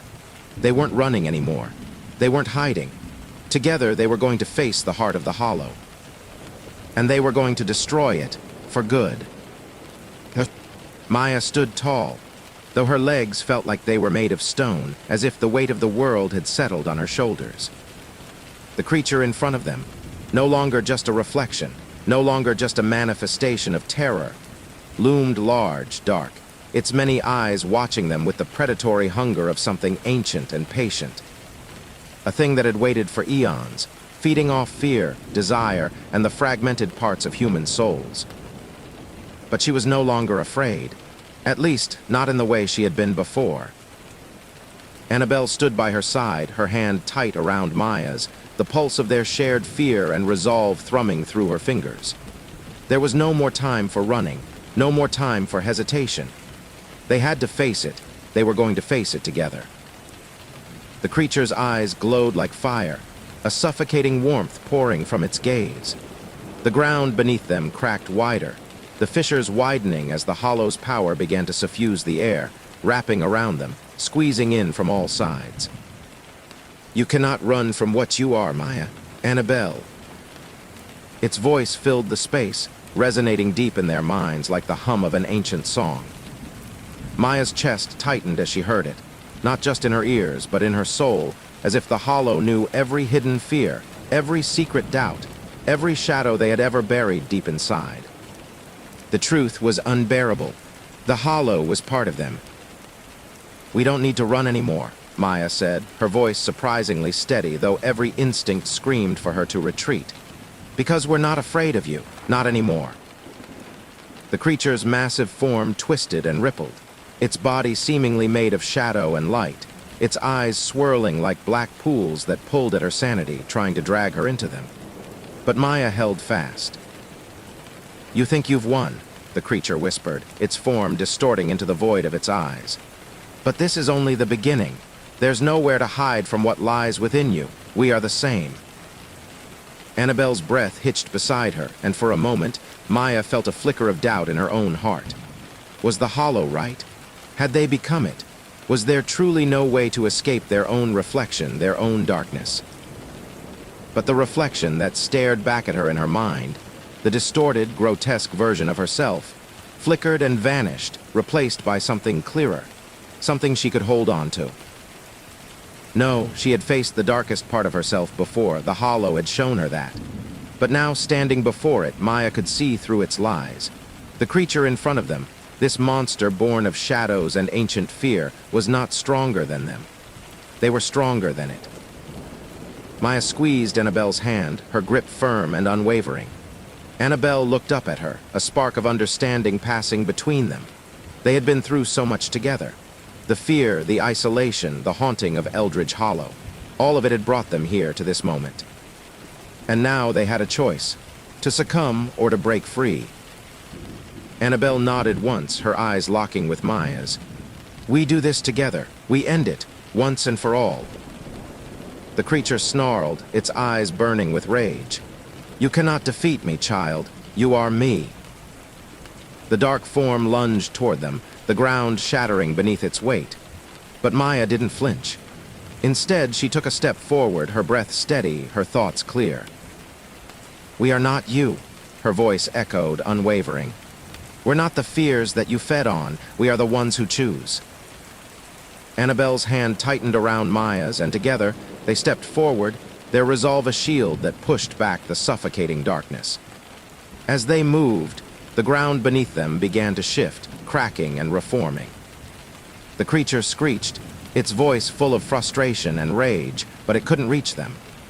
The air around them burned with the strength of their collective will.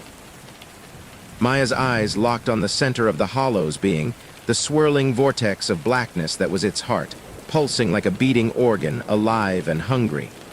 That was the core of it, the source of its power. The heart. And Maya knew, she knew, that to end this, to truly destroy it, she had to face it head-on. There was no other way. Without hesitation, Maya closed her eyes and focused. Deep within herself, she searched for the dark reflection, the hollow that had taken root inside her, the fears, the desires, the doubts she had pushed away for so long. She reached for it, not with fear, but with acceptance. She had to own it. Understand it. And when she did, she felt it. A coldness that had been buried deep in her soul, an ancient darkness that she had hidden for years, was there. It was the part of her that had feared, that had hidden from the truth, that had run from the unknown. But it was also the part of her that had survived. The part of her that had loved, that had fought for Annabelle, for herself. Maya opened her eyes. She wasn't just confronting the hollow anymore.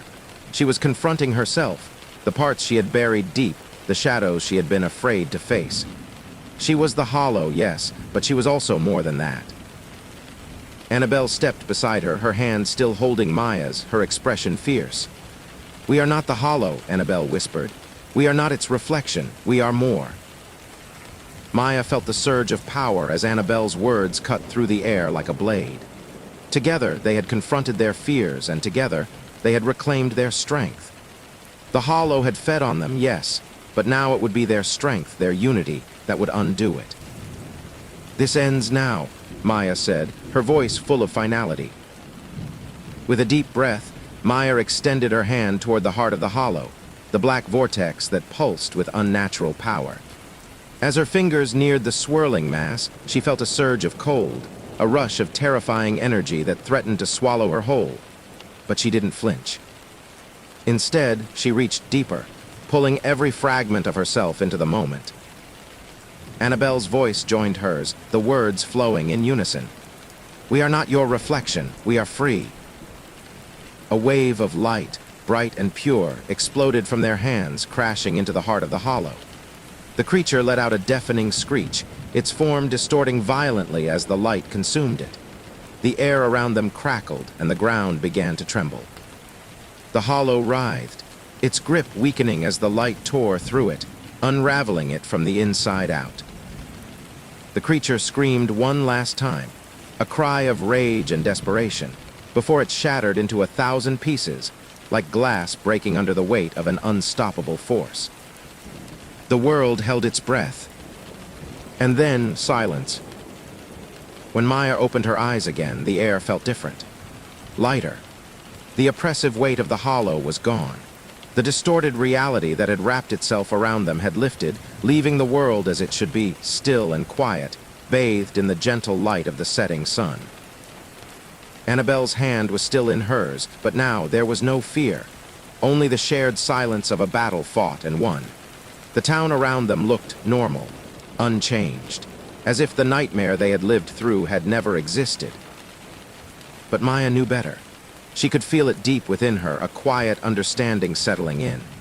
The hollow was gone, yes, but the scars of their journey, of what they had faced, of what they had learned, would always be a part of them. They had destroyed the curse, but they had also confronted the darkest parts of themselves. They had chosen to face it. And that was the true victory. Maya turned to Annabelle, her eyes filled with gratitude, with understanding. "It's over," Maya said, her voice a soft whisper. Annabelle smiled, her face filled with relief. "Yeah, it is." And for the first time in what felt like forever, Maya felt like she was truly free.